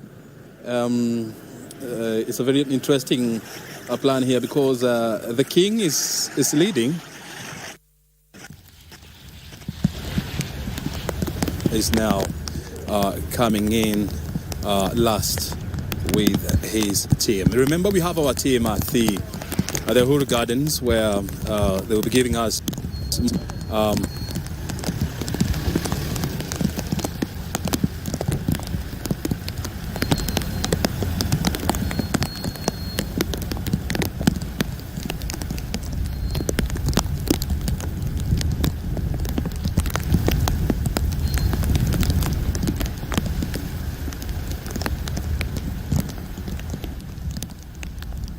King Charles exiting State House, and of course President William Ruto is behind him. Yes, that LC300 is carrying the President of the Republic of Kenya, and the presidential standard there, he's accompanying. Every word that the King is going to utter in this place is going to be measured and it's going to be analyzed deeply just to try and decode the meaning. The King has said that he's here to understand and to deepen his understanding of the strong historical ties between Kenya and the United Kingdom. And all of us are watching keenly just to see and to hear what the king is going to say and what he's going to do while on this trip. If my cameraman would pan to my right side, well, it's not possible, but I would have shown you where the state banquet is going to be held this evening, which is going to be hosted by President William Ruto and First Lady Rachel Ruto. Well, we have to wrap it up from this point and take you back to Broadcasting House. Remember, we are here with you this evening as we take you through this state banquet. O'Brien Kimani is my name. We'll see you later. Enjoy the rest of the programming. Thank you very much, O'Brien. It's a wet day in Nairobi, and we can see what the torrents of rain are doing to you. So we'll give you a breather. But then the comfort is you'll be enjoying dinner tonight at State House. So, I mean, you can do with it, can't you? Yeah, the state banquet is later, yes, evening. So O'Brien can hope for some warmth later. For now, we bring back the conversation to studio. Dr. Sorry, I disrupted you. But before then, I actually remembered that there was not much really to happen in State House in terms of bilateral talks between the President and the King, because earlier this morning, the Prime Cabinet Secretary Musalia Mudavadi really had a conversation centering on bilateral talks with the Secretary of Foreign, Commonwealth and Development Affairs, that is the Right Honourable James Cleverly. And he was the one who was spearheading those bilateral talks. So if there's anything that has happened in State House, probably you would say it's a signing ceremony towards what was agreed between him and the Foreign Affairs Secretary in Britain. You were asking where the Deputy President is. You know where. He's in Belgium. That is why he's a no-show at this point. Go ahead. Thank you. Talk about the rains in our cultures. Rain is a sign of good omen, good tidings, and it's an indication culturally that the king is good. I don't know, but that is how, if I was in my village, that's how majority of the people will look at it. But that is not what I was saying. I wanted to follow up. It could probably be the season of raining, so it's not that there is a blessing which he has come with.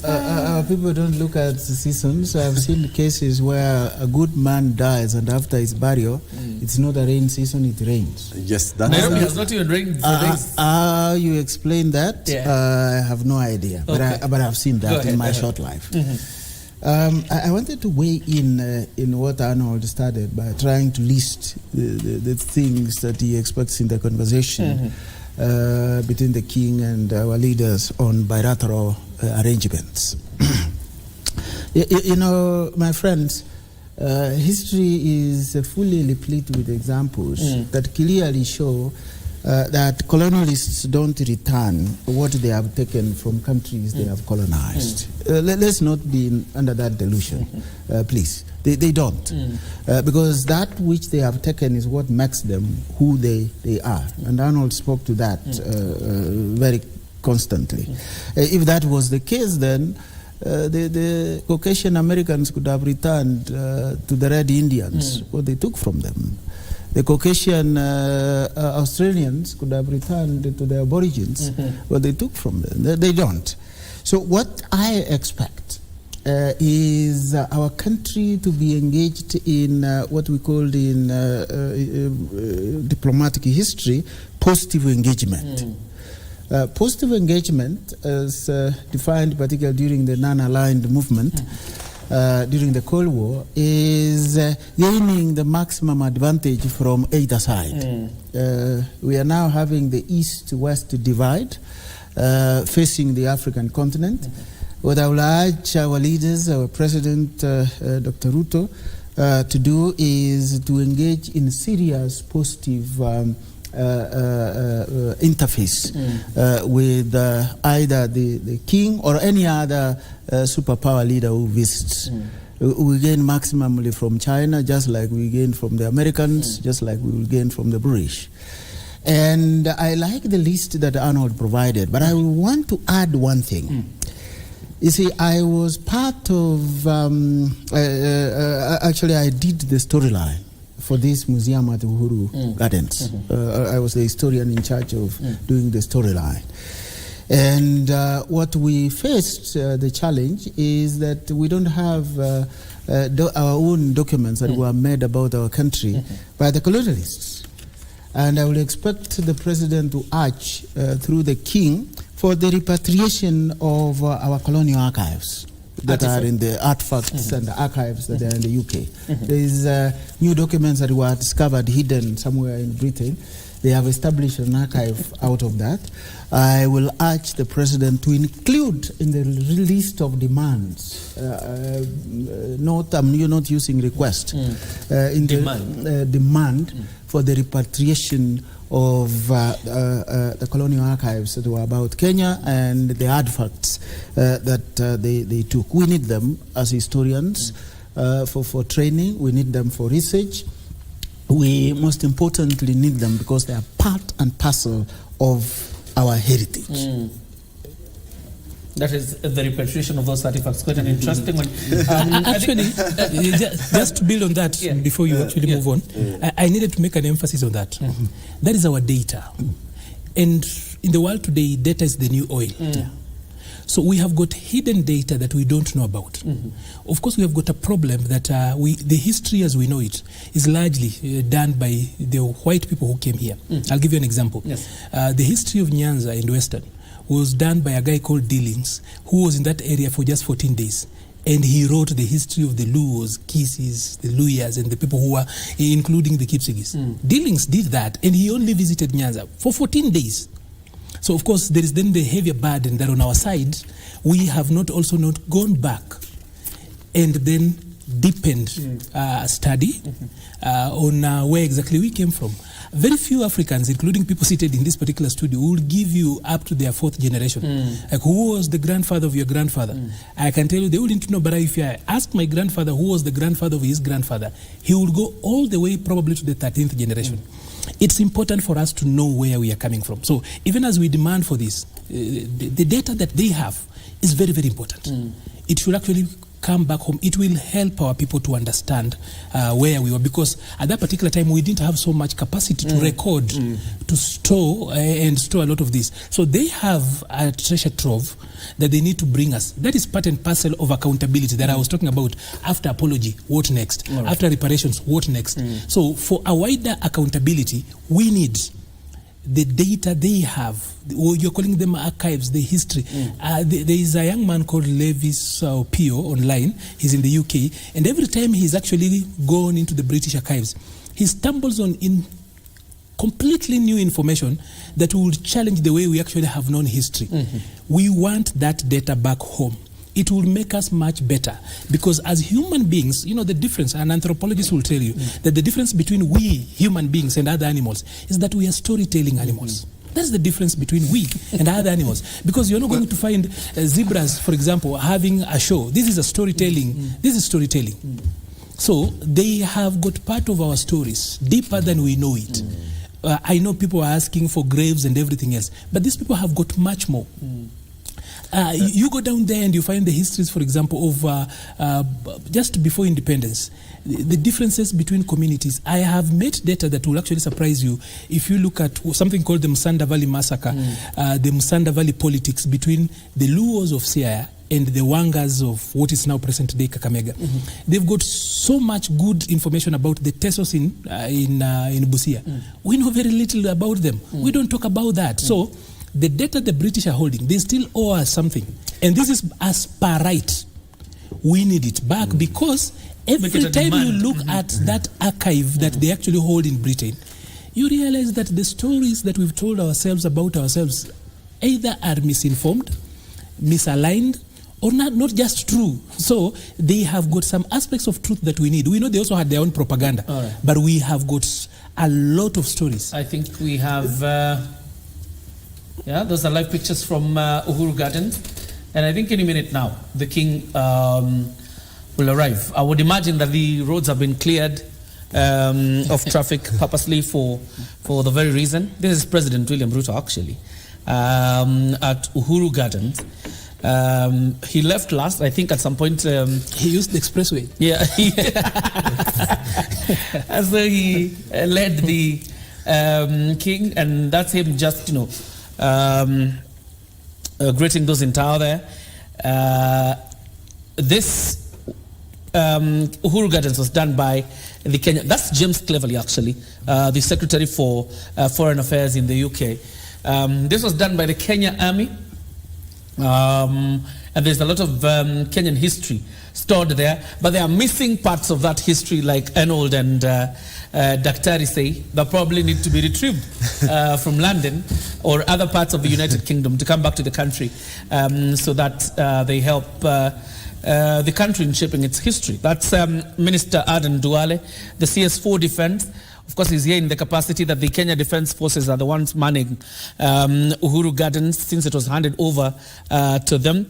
And you see the Army Chief, or rather the Kenya Defense Forces Chief, that is General Francis Omondi Ogola, also there, the First Lady, and other officials of the government as we await the arrival of the King. The sitting arrangement in the car, that Land Rover carrying the King, was quite interesting. The Queen is in the front seat, then the King takes the back seat. Ladies first. Edward says it is a typical thing of ladies first, then men. Quite interesting. And I think it is also important that probably if you get a UK official to explain such an arrangement to us, because it's not normal. Particularly for us, we see the President and the First Lady on the back seat, so that they exit from different doors when they are exiting. But never before have we seen, you know. Another thing that was unique. Yeah. Is that the aid is not in the vehicle. They're using a different vehicle. Okay. Yeah, so that means that vehicle is purely for the King and the Queen and the driver. So probably if there is someone else seated on the other side, could be just maybe the assistant, what do you call the support person for the King, or which may not be there. But the two aides for the King and the Queen was picked with by another Land Cruiser. Yes. Yes, as he calls it. Hold that thought. Let's link up with our team at Uhuru Gardens. Regina Manyara is there. Over to you, Team Uhuru Gardens.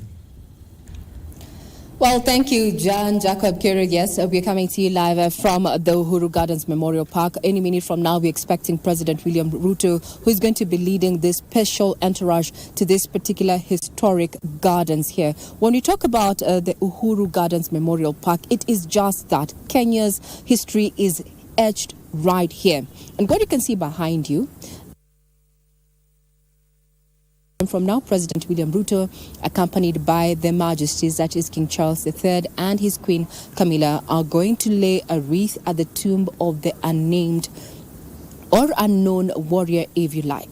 This particular place where we're standing at, this is where I would say our history culminated, now that we are referred to as the Republic of Kenya. 60 years back, just a few months away to marking our 60th anniversary of independence on December 1963, the Union Jack went down, and right here, Kenya's flag went up, symbolizing the birth of a nation, so it were.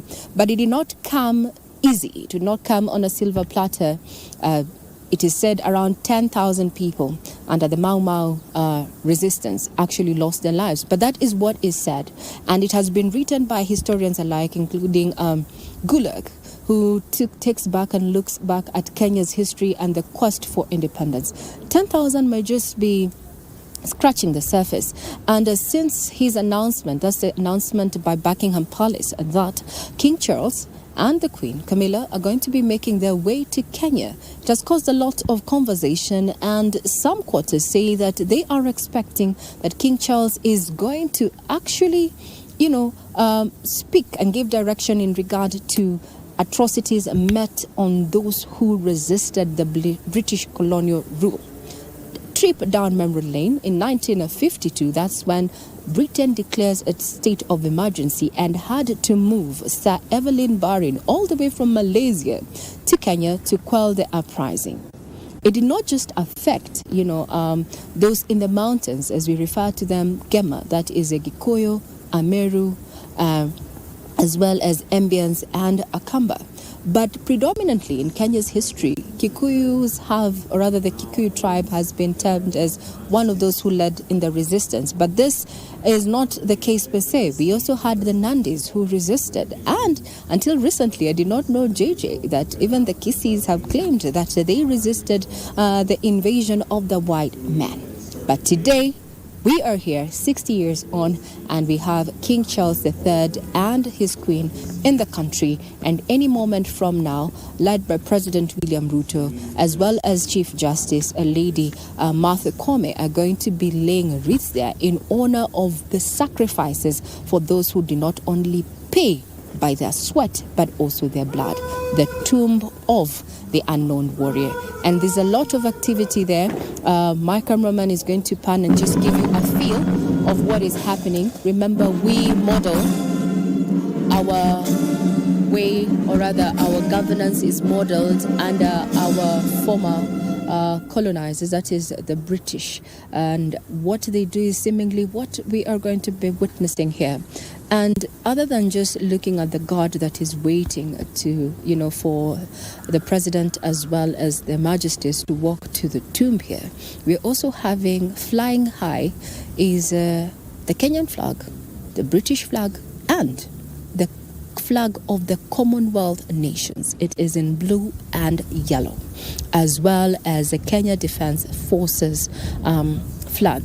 This particular memorial park went through refurbishment to look as it is, and it has located actually on Langata Road. The park contains 3 monuments, including the fig tree or Mogumo tree, as well as the 20th anniversary monument and the 25th anniversary monument. We have various camera persons who are stationed strategically in these 3 areas, because we understand after their majesties actually there is a plaque. They are just opening up the plaque. It's a ceremony. It's an official ceremony there to show that indeed they were here. And this particular visit also by the king is also meant to cement Kenya and Britain's bilateral trade ties there. It has been referred to in other quarters as soft diplomacy that has been ongoing by the British family. There at that plaque, we're having the anthem being played, and we're also going to have a Kenyan anthem played too, right after greetings. Let's have a listen in, then we will take you through what you expect to see is also the king's entourage making of the Uhuru. For now, it's the official anthems playing back to back.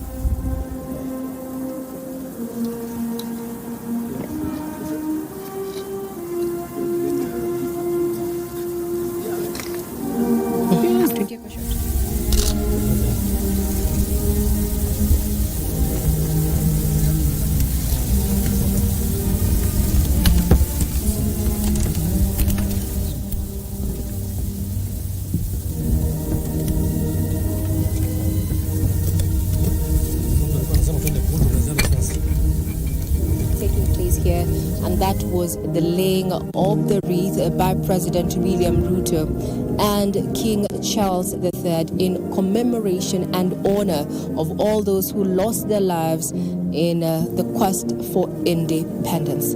Several activities are also going to take place. We have the King and his entourage is going to tour the museum there that also has, various individuals who in one way or another played an impactful role in Kenya's quest for independence. We're talking about Mekatilili Wamenza as well. And this tour, he's not just going to do this tour alone, he's also going to be accompanied by Queen Camilla and other dignitaries, including the Foreign Affairs Cabinet Secretary Alfred Mutua, the Chief of Defense here, as well as Lady Justice Martha Koome, those who have made their way here. After that, the King and his entourage is also expected to go to view, or rather to where the Mugumo tree was. Remember, this is also an iconic feature of Uhuru Gardens Memorial Park. So we have stations in strategic places where we're going to give you step by step as the King makes his way through this particular park. And we also understand that taking this tour of the museum, he's not going to do it alone. He's also going to be accompanied by children who, have been allowed to participate in this auspicious occasion here. It is also, people have asked, will the King actually be making his address? Well, the King is not going to be making his address at the Uhuru Gardens Memorial Park, just doing that official tour of the facility that is very quite iconic in the preservation of Kenya's history. And then later, we are moving to the city Shamba. This is run by Mama Lucy Hospital. It is a project that is supported by the British government, and we're going to be learning the impact of it and how much indeed probably is going to be invested more in this particular project. And just to take you away, just to remind you that we also had a minute of silence before we actually saw the laying of the wreath there by President William Ruto and his counterpart King Charles III in honor of all those who lost their lives in Kenya's quest for independence. What you're seeing right now is the iconic tomb of the unknown warrior, representing all those who lost their lives during Kenya's quest for independence, at a time when Kenyans, especially Mau Mau veterans and their beneficiaries, are waiting with bated breath to hear if indeed King Charles is going to give away in the fast tracking of reparations so that they can put what was wrong to rights. Will it be delivered during this 4-day tour? We are here for it. For now, this is just how it looks after President William Ruto and King Charles III lay their wreath and now taking a tour before heading to City Shamba, a project that is supported by the British government. We take you back to Broadcasting House. I'm Regina Manyara. Thank you very much, Regina. At the Langata concentration camp, now known as Uhuru Gardens. Obviously, one would say this used to be a center of atrocities committed by the colonizer or the British government then against Kenyans. And therefore, it's quite an interesting return, or we would say an interesting visit by the king to Uhuru Gardens. Question is, and starting with you, Isaac, will this provide the deep understanding the king seeks about the atrocities committed by Her Majesty's government or His Majesty's government then? Yeah, I think there's a bit of reflection on what their government was made of then. Definitely, these were his grandparents, their grandparents, and they know very well whatever they did as a government then is reflected on the current heroes or the people they call the fallen soldiers.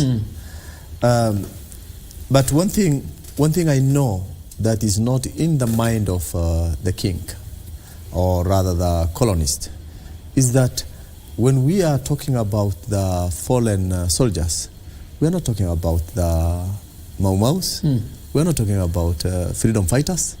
We are talking about the colonists who are suppressing and occupying the people's land.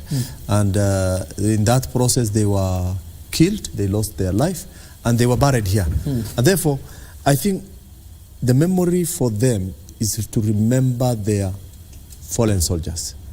But again, people sometimes, diplomatic corps will say, at this point in time, they are reflecting on both the freedom fighters as well as the oppressors, who, one way or another, had specific roles. History has to focus on exactly. both. Yeah, that both of them were playing significant role. One was fighting for his space. The other one was occupying the space of that particular person. Therefore, when we reflect on that, I guess for us as Kenyans, our take is that the people who are our heroes, the people who are fallen, the soldiers who are fallen, were the freedom fighters. But again, the king is there, lumsomly taking both of them. That means then there's a window of mercy in terms of the whole exercise, in that when this aspect of event comes, each and every person will pull from the angle where he understands best and how it presses it. And therefore, for those of us who are celebrating today with the king here, we are celebrating our freedom fighters. Okay. And for those who are on the other side celebrating today with the king here, probably in UK and other places, they are celebrating their fallen soldiers who are the colonists. Therefore, I think the important aspect here is a symbolic that we recognize the fact that there was something which has not gone well with all the society, and therefore in remembering of this, I think it will start a bit of healing process for both families of those soldiers who were brought here and died here for the occupation, and of course those heroes or who are freedom fighters. All right. Of course, this is a concentration camp. I would assume that some of the people lying there are obviously victims of the brutality meted against them by the British government then. But I'm just wondering, this amount of time that he spent at the Uhuru Gardens is still there. Those are live pictures from Uhuru Gardens. And I'm sure at some point he will have a look at the museum that was constructed there by the Kenya Defence Forces. But question is, Arnold, because you're the one who was talking about a structured conversation towards compensation and all that. So the king is seeking a deeper understanding of these painful aspects of British rule in Kenya. Question would be then what? After that, then what? That is where I actually was a little bit light on the calls for reparations, calls for apologies and stuff, because I think that we must, how does it end? For me, the question is, how does it end is quite important, because like I said, the framework should actually have started way back during the struggle for independence. That the first thing is that they were supposed to leave. Number two, of course, apologize. Then open up the when you're talking about an apology, for me, it should be the window into great accountability. So once now we're talking about accountability, then we get into what we are trying to understand now, but there has not been political will to deal with this. Because the king is, in their own words, not a spring chicken. He's quite an aged, he's been around, he's royal, grew up within that particular end, properly educated. So I hope that when he says that he seeks deeper understanding, is that he wants to hear the story from our side, that he will meet this other side, because I know he knows the story from the other side. He knows the story as told by the British, as told by His Majesty's government. He knows that very well because he grew it. He grew through it. It's a legacy that he knows quite well. So I would assume that he, in his understanding, he wants to understand our side of the story. If it's going to be a balanced story, it has to be two ways. And being two ways here is that we are here also telling our side of the story as Africans who went through the problems, as Africans who actually were the victims of this particular process. Of course, for them, they also have got their victims in this particular story. But his understanding for me should be to get it from our side. Because continuously, the story about British hostilities and injustices on Kenyans does not stop with independence. Let me cut you short so that you respond to me in this sense, Arnold. If you were seeking a deeper understanding, wouldn't it have sufficed to host Mau Mau veterans, the Kipsigis elders, for example, or Kisii elders, to get a first-hand experience of some of his stories from Langata concentration camp, otherwise known as Uhuru Gardens? I mean, if you want to have a deeper understanding, who will tell you this story so you have a deeper understanding? Is it the pictures? That is why there's always a story inside a story. So I know that as he goes around, he has already been briefed. I know the High Commission here, the British High Commission, has done good work. And as usual, you know, all embassies in the world are actually just agencies, intelligence agencies. So I think the High Commission here has done good work to communicate over the years the feeling on the ground and everything else.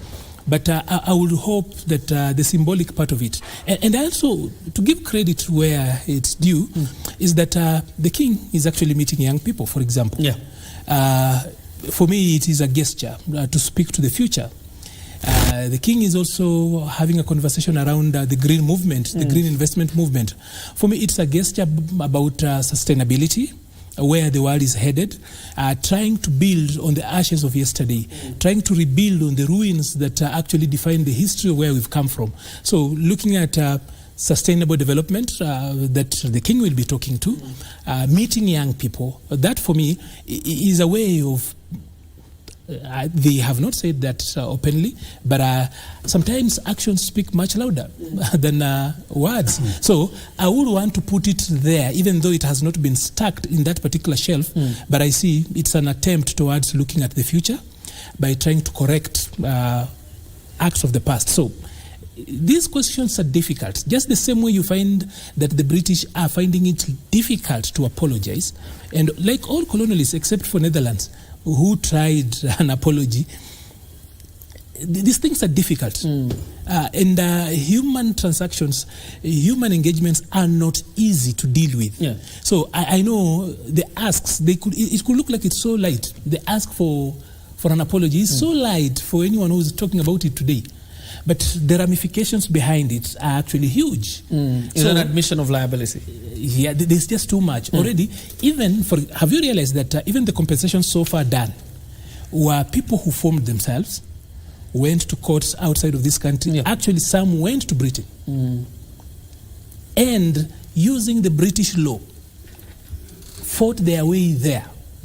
Like their ancestors who were fighting here, they took this war, this time not here on our soil. They took the war to Britain, and there they got a little bit of justice. So these things are difficult. They are not straightforward. They are not easy.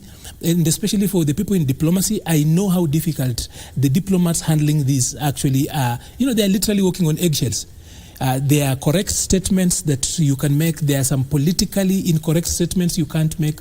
There are gestures you can't do, especially for a colonial master and a former, what I would call a client state. It becomes difficult. So I want to give it actually to the team, that the diplomatic team that is handling this. So like people are threatening going to the streets. Yeah. We also have got the insecurity that is actually in town. So as much as you want to allow the Bill of Rights to actually carry the day in our progressive constitution, you also know that we have got the security challenge with it. Okay. And then we have got the partnership and the friendship that we already have, a long-lasting one. So this one, I will tell you, nuclear science has nothing on the management of this particular visit. It's a difficult one. Dr. as you respond to it, yes, is very important, because I'm borrowing still from the king seeking to have a deeper understanding of the past of the colonial rule. Question is, today, later at the banquet, because he will make his address, do we expect, even if it's not an apology, do you expect a bold statement that shows the king's now deep understanding? Well, let me start with the deep understanding before I come to the apology one. Yes. I'm British trained. I spent my 4 years to do my PhD at the University of Cambridge, which is actually King Charles's alma mater also. And seeking a deep understanding is basically British speak for guys. The past is past. Let's deal with issues of today and tomorrow. That is my reading of that. And if I was in lecture theatre in Cambridge, I would say or call that deep understanding as an interesting statement. You know, when they say interesting, that means quite a bit. So the king in the British establishment is saying that there is history. There are a few Kenyans who could be stuck and fixated in this past, but we are moving on. The current situation demands that we move on. Priorities have changed. That's why he's keen to meet the young people who might not have any direct association with Mau Mau. To some of our young people, Mau Mau sounds like a myth. You tell them about Otenyo Nyamantali, you know, they can't even pronounce the word. Koitarel Samoei, they can't. So he's tapping into, you know, the sensibilities of young people to tell them, forget about the one generation. The future lies ahead. And the future is the United Kingdom, by the way. And you speak good English, I can see. So a strong statement from the king tonight, yes. But what is important, a strong statement about what? It could be a strong statement about generalities. Again, back to what I call British speak. You know, acknowledging the past, which you cannot do anything about, and laying bare some of the plans that will point our minds to a wonderful relationship between our two peoples. You know, the same diplomatic language. They call it a regret. Yes, a regret. Anybody can regret. But I don't think whether it is anything that will constitute an apology and being liable for the damage and the atrocities committed. I don't foresee that happening. I've kept on saying I would be totally surprised if he does that. Let me also revisit, and I'm using this revisit in this context, not in any other context which you can begin to imagine. What Arnold said earlier about the writing of Kenya's history. And what he talked about, the unknown soldier. Let me begin with the unknown soldier. I was at the center of writing the storyline for this museum where the king is today. And our goal, which was very deliberate, was to produce an exhibition that is Afrocentric, African-centered. And the debates that we had, and I was glad to see one of the guys that I closely worked with who was taking around King Charles, that is Architect Malaki. Our goal was to acknowledge the African agency in the dynamics that changed the country to be what it is today. And the idea of this unknown soldier came from the notion that many Africans who fought in whichever war, whether it was the European war that was fought in many fronts, which they call the First and Second World War, those were European wars, only that they were fought in many fronts around the world. Nobody has recognized them. In fact, if you go to Voi, the grave of the First World War casualties, you will see clearly marked graves for the white soldiers, marked graves of the Indian soldiers. The African soldiers are in a bush which is never kept clean. It's actually a bush. You are pointed where some stones are and you are told Africans were buried there. We were not only neglected in life, we were also neglected in death. You know. So I think if that is the spirit that is continuing in this project, which I think it is, then the monument was to honor mainly the Africans who are not mentioned anywhere in terms of the recognition of their contribution. And then also Arnold talked about the neglect of African history. Yes, it's been there for a while. In the 1960s, I remember an Oxford professor, Robert Trofer, who said, and I quote, "Perhaps in the future there will be African history to teach." What is there now is the history of European explorers, European administrators, and European missionaries in Africa. And the rest is darkness, and darkness is not a subject of history. And that statement spurred some emotion and passion among many Africans. Among them is Professor Bethuel Alan Ogot, the first African chairman of the department I chair now at the University of Nairobi Department of History and Archaeology. And Ogot became the first African professor of history in Kenya, and became the first academic to write the history of an African community using oral traditions that were, not very popular at the time. And Ogot, after that, he came back in 1964, chaired the department which I had at the moment, up to 1984, and produced a retinue of historians who produced the histories of different communities, which were a direct affront to the guy you referred to, who wrote the history of the whole of Nyanza. In fact, Professor B. Ogot wrote the history of the Luo. Professor Gideon Were wrote about the Luya.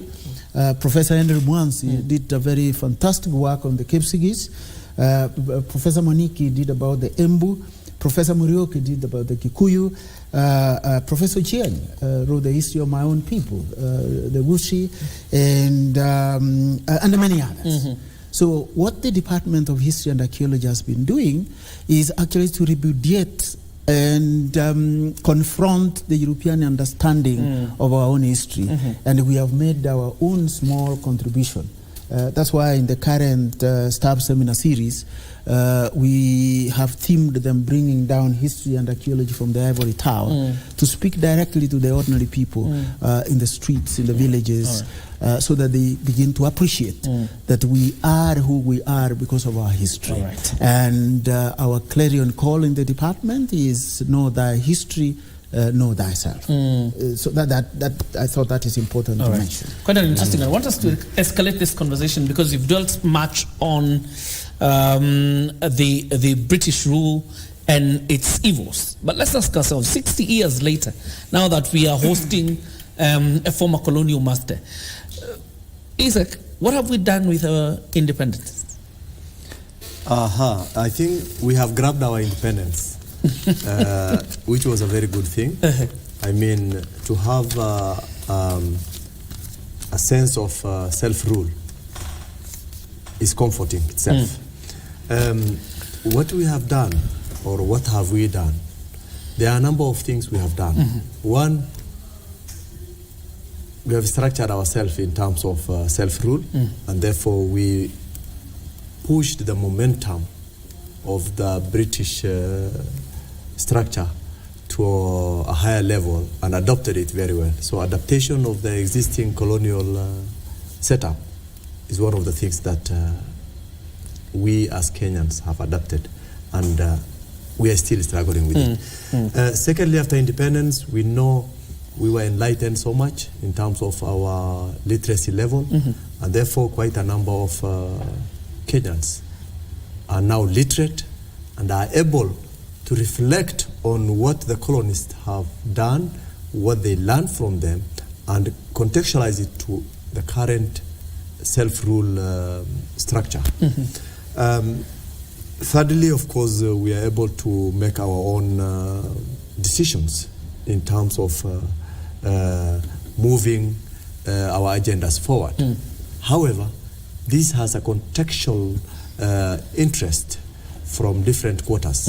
One being Britain, others are Western powers who will want to put their interest in specific countries so that they are able to maintain their relationship in terms of whatever agendas they wanted to run in that particular country. For example, an example of that is that we have the Chinese who are trading with us, and of course the whole thing is business. Now things have changed from the perspective of having colonization other than economic colony, and where you'll find each and every person will want to invest in this country and make sure that he has some resources linked to you that you are supposed to pay back.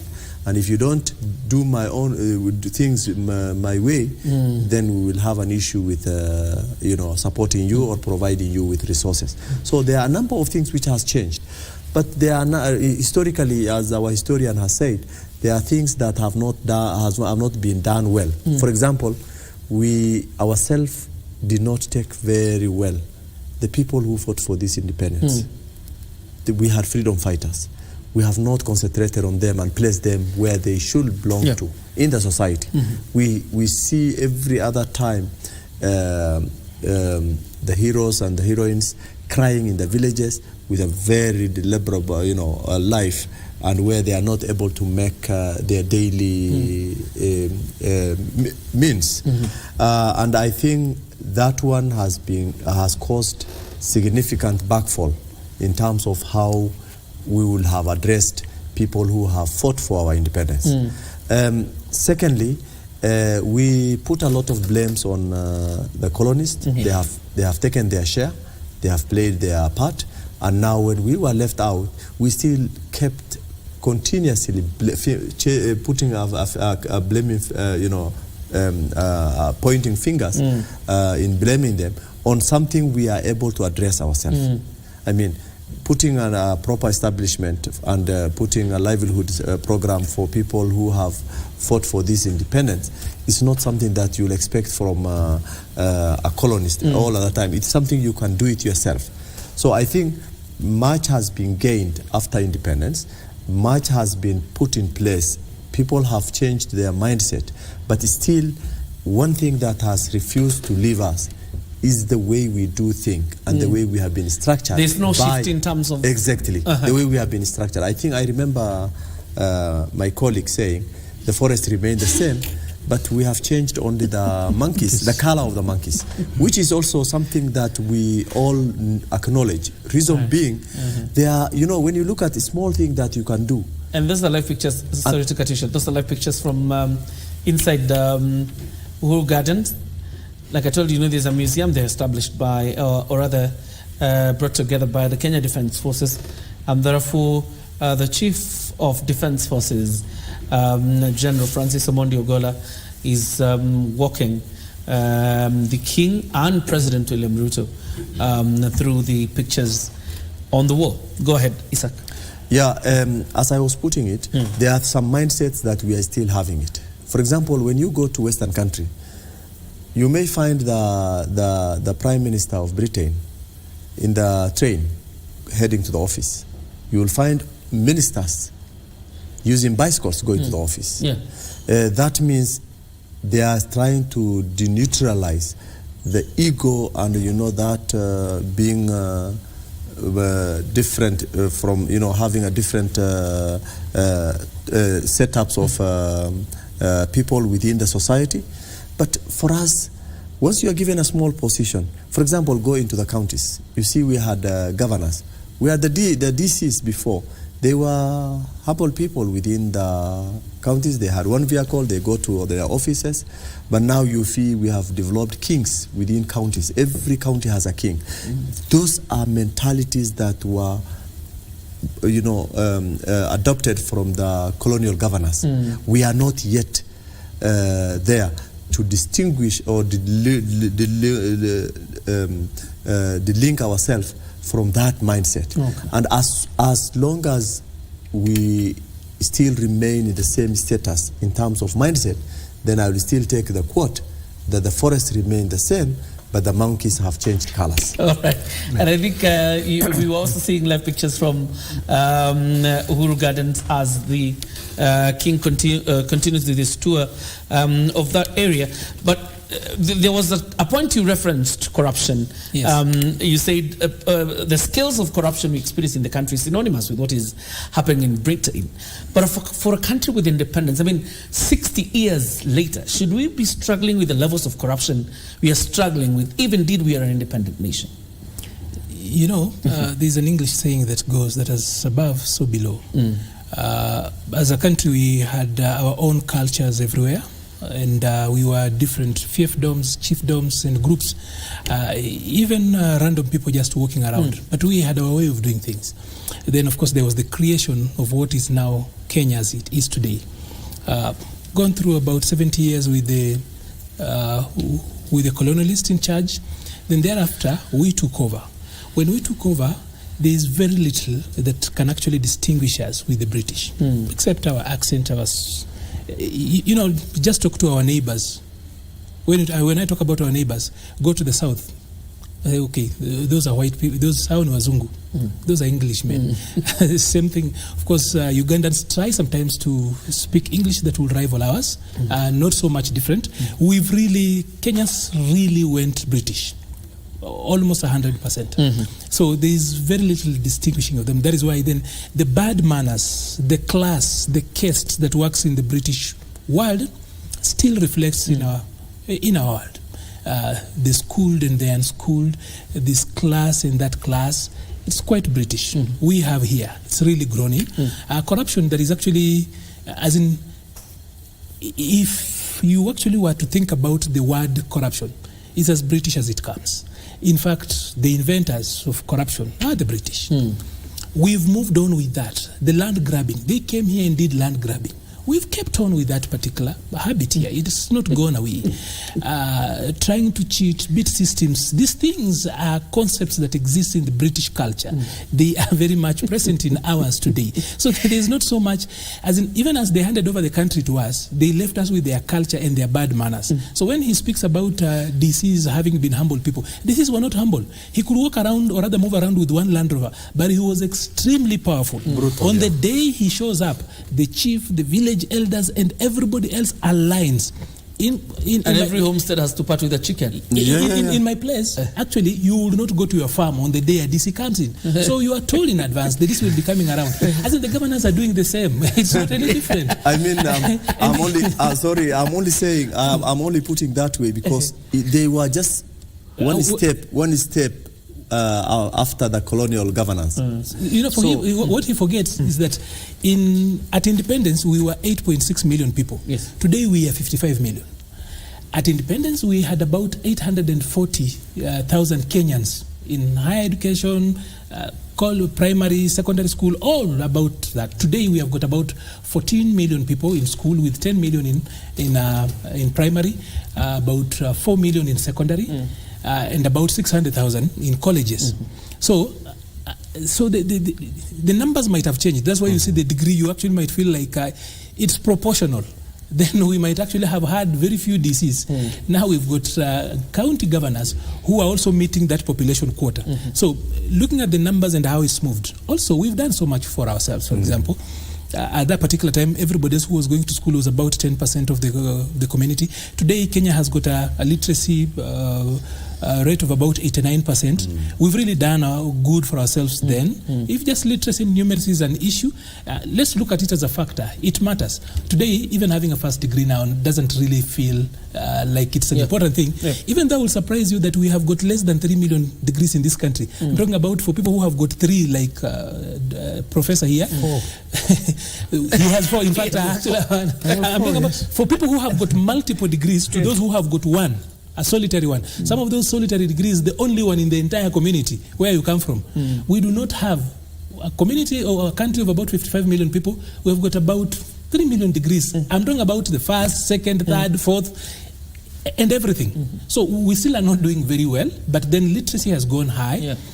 We have pushed the number of people, of course, like moving people from illiteracy, trying to kick it away. We've done well for ourselves. There are diseases that are no longer here. You and I know you look like a millennial, so I know that you probably do not know that there was leprosy in this country. Not so long ago. We don't talk about it today. There was polio in this country. Once it shows up today, wherever it shows up, we treat it like the plague. It's just one instance. We've really done well on that particular end.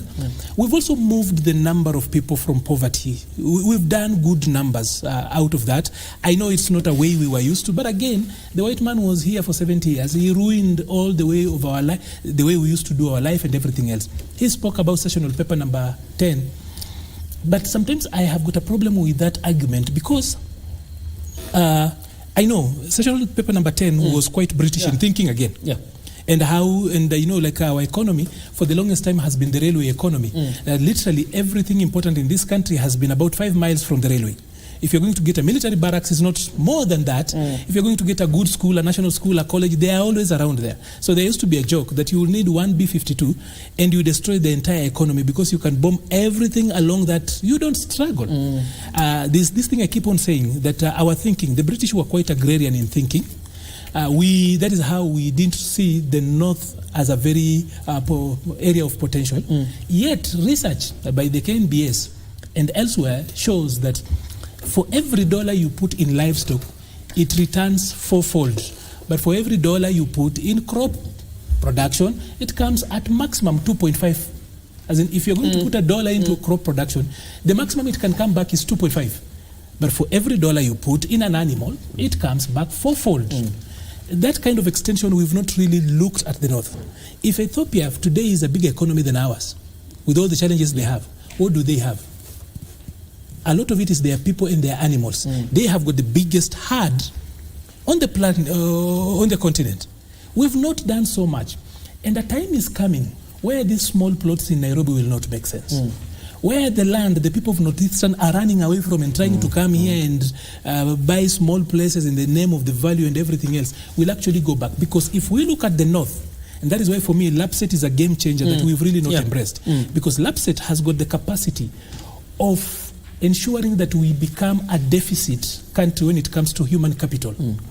But we've really not factored on that so much. Of course, I have got my other thinking about these sustainable and green energy things, because I am not a believer in this thing, because South Africans cannot be having problems with their power and they are exporting their coal to Germany.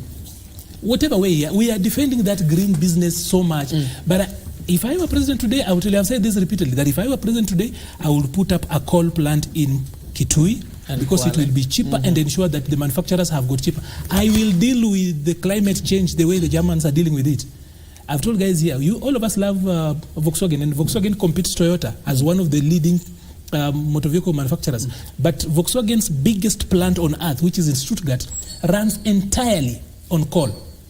But you're telling me not to use the coal in Moa Hills, in Kitui, I mean. You are telling me not to use the coal in Lamu. For me, I'll tell you, if I were to be a pragmatist and a real politician, first of all, I'll get jobs for my people. Then the same way they have managed the global warming and everything else, we will manage it the way they are doing it. Otherwise, I have got a lot of people. At any particular point in this country, we have got 5 million people of destitute people who have no jobs. 5 million. We're not talking about, job seekers. An employed person is defined as one person who's been looking for a job in the last 90 days. So there are these others who have stopped looking for jobs. So we're talking about 5 million people at any particular time looking for jobs. So for me, my priority would be what they did first. Okay. Put the country on wheels. When I talk about country on wheels, is actually to get the country moving. And then we will remedy these others. We keep on talking about Africa contributes about 3 to 5% of the greenhouse gases. From where? What do we produce? There's not so much. Sometimes when we sit back, we can actually argue that even Everest is not the tallest mountain. There's Kilimanjaro here. Because we never reach out to go and discover and say, okay, we've been there and realized this is not where it gets to. We really are buying into data that is not supportive and helpful to us, including supporting some things that we shouldn't be doing. There's need for a shift from colonial Let me mentality. weigh in there a little bit, especially on this question you asked, what have we done? But before I answer it directly, Arnold talks about the cattle economy in the northeast of Kenya. But I remember the late Professor Ali Mazrui used to say that where there are Muslims and there is a desert, there is a likelihood that there could be oil. For the sake of the northeast of Kenya, I pray that let that be a geological norm, because that will be a game changer if we discovered rich oil deposits in that part of Kenya. He talked about governors being small demigods in our villages. I remember in that first term when we had them for the first time, there is one who cruised through our villages with sirens, very high, and he scared the cows. For 1 week they didn't give milk because of that scare. And the guy was really cursed. And that is really something that we need to find a way of dealing with. Now let me go to the question that you asked. What have we done? Friends, ours has been a mixed bag of some kind, a binary of successes and failures. I'll give you a few examples. Yes, with our freedom and liberties, we ended much of the racial discrimination that characterized colonial Kenya. But in Kenya's post-colony, we recreated ethnic discrimination. So we ended racial discrimination and created ethnic discrimination. And I'm sure, friends, you know that at times the first letter of your surname can determine what you get and what you don't get. Especially if you have an O like me. I guess, my brother, you also have an O? Yes. Oh, okay. So we are in the same league. I have lost a bit because of that O, and I've also gained because of the O. Secondly... Don't forget this, that because of having M, I will not even access passport in Kenya. I have to be vetted. If you are a Muhammad, I can't get an ID. So literally, we did away with the racism and ushered in tribalism. That's it. That's it. So successfully did away with racism and ushered in ethnicity. Now, we pushed illiteracy quite a bit. We are among the most educated African society in the continent at the moment. But we have failed to push back youth unemployment. We educated them, we leave them to the streets. Now we want to export them, I don't know to where. We have failed. We have failed our young people. We have failed our young people. We created quite a bit of transport infrastructure that opened up a greater part of our country. But guess what? We failed in equitable provision of this transport infrastructure. That there is a community in this country who only saw a tarmac road last year. Just last year, 60 years later. And we have not seen tarmac road. For me, from Mandela, I have not seen tarmac road for 60 years has not seen a tarmac road. We have failed there. Yes, we have done SGR. Yes, we have done expressway. Yes, we have done super Thika Superhighway, but then we have failed. And finally, we have provided a bit of health care. He talked about it. We have gotten rid of common diseases. Our people don't die of those, diseases of treatable diseases. But guess what? We have failed in providing universal health care. Friends, I know that even us here, the greatest fear you have is that if you fall sick, you might not get the best. You might not get access to the best health care that you need. That's why we have always resorted to the African way of doing it, Aram-based. So that now we are spending much of our resources supporting our relatives and our friends who are supposed to be supported by the state. Right. Mixed bag. Put a cap to this, and if I give you just a minute, each one of you, to do your final remarks, please stay within 1 minute because I have to give way for the lunchtime bulletin. I start with you, Doctor. I know the bulletin is just around the corner. No, mine is just to say that the king's visit, I think it is the right time for the president to score well from all the corners, so that he comes up with he remains with what we want. Secondly, I know we need to change the mindset of our people from the colonial mentality to our own set, so that we are able to think and rethink our own self.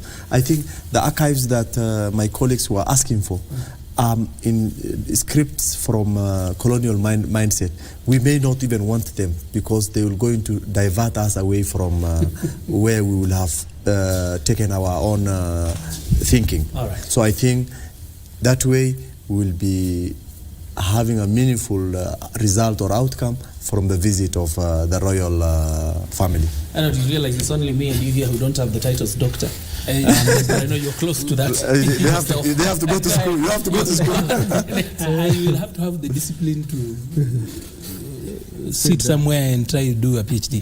But be that as it is, I think number one, my parting shot would be this. To the young people out there, if you see the king and the queen consort here going round, this is a miracle. If your ancestors were to wake up and that we are having a bilateral, a relationship of equals, this would look like a miracle. What was a miracle to your ancestors is actually a reality in our lifetime, because somebody dared to actually fight and push them. It's possible. So for young people out there, wherever you are in school, you are working and doing anything, whatever dream you have, even this particular visit should actually tell you that for your great-grandfather and probably your grandfather, some of them didn't think that Kenya would be an equal where we are having a bilateral. They will send us a governor, not even a minister. A governor who is like an ambassador. He's the person who will actually be taking care of it. It's actually it's doable. Two, again, as a country, and I would really love to speak to young people, if you look at how British has actually reduced. When we were young, you will see MGM vehicles, you will see Land Rovers, you will see all made in Britain. Today, when the king came in Kenya, he was carried in of course, a Land Cruiser, Land Rover Discovery that is actually Indian-owned. All the protection that he was given was by the Japanese. The British embassy, or rather empire actually collapsed. And having collapsed, it really means that there are things that are high, and there are things that change. Times change. So for whatever you are doing, there was a time where a British king would be carried in a British chariot and everything British and made in Britain. All right. We have him here. The only thing about him is his color and his nationality. Everything around him is Indian and Japanese. We can do something for ourselves. All right. Yeah. Fantastic. Dr. Kenneth, very quickly. Yeah, that speaks to the global world in which we live in now. You see, the coming of King Charles III is an excellent reminder of our history. And we need to begin to ask questions that will enable us to deal with that, because once we deal with that, it will enable us to deal with the present and prepare for tomorrow. Nevertheless, our history is our heritage. Our present is our challenge. How we face it will determine what will be tomorrow. All right. Thank you. Fantastic. Thank you very much, Dr. Kenneth Mbongi from the University of Nairobi, Dr. Isaac Hassan, a political analyst and governance expert, as well as Enod Maliba, a public policy analyst, for joining us. I mean, we've spent quite a substantial time looking at the visit of the King. And of course, we are not done with the coverage. We'll continue with the coverage in our lunchtime broadcast, and of course in the afternoon, as well as tomorrow and the day after, because I mean, it's part of our history. The King is here. Let's relish the moment. Good afternoon. Over to Abdiaziz Hashim. He's on standby with the lunchtime news.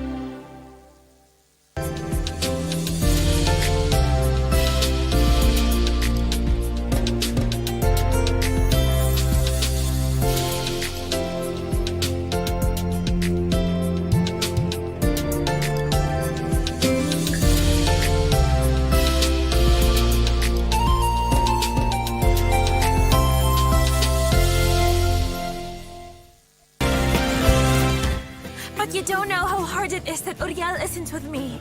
That's the worst thing that can happen to a pregnant woman. Our marriage is falling apart and you don't care at all. Enough! What now? I said that's enough, Teresa! I think it's a great idea. Teresa has come like a gift from heaven. You want to make sure that I don't see Isabel. What's the matter? Stop it! We're preparing everything, Carolina. Are you really sure this is what you want to do?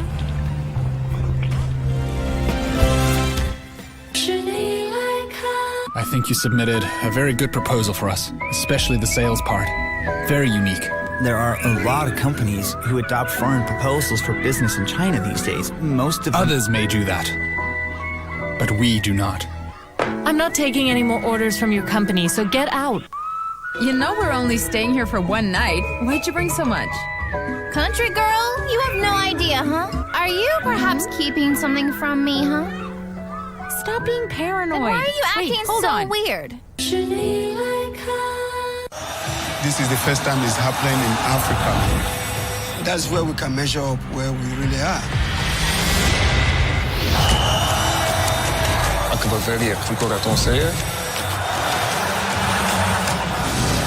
Enyimba is Nigeria. I want Mamelodi Sundowns to conquer Africa. Angola style is fighting and very fast players. Tepe Mazembe ni ekipi isha kufanya histoire monde mzima. عندنا طاقات كبيرة، عندنا طاقات لعابة كبار. سيمباز تنزانيا. أي بطولة هي بالنسبة لنا بتبقى أهم بطولة.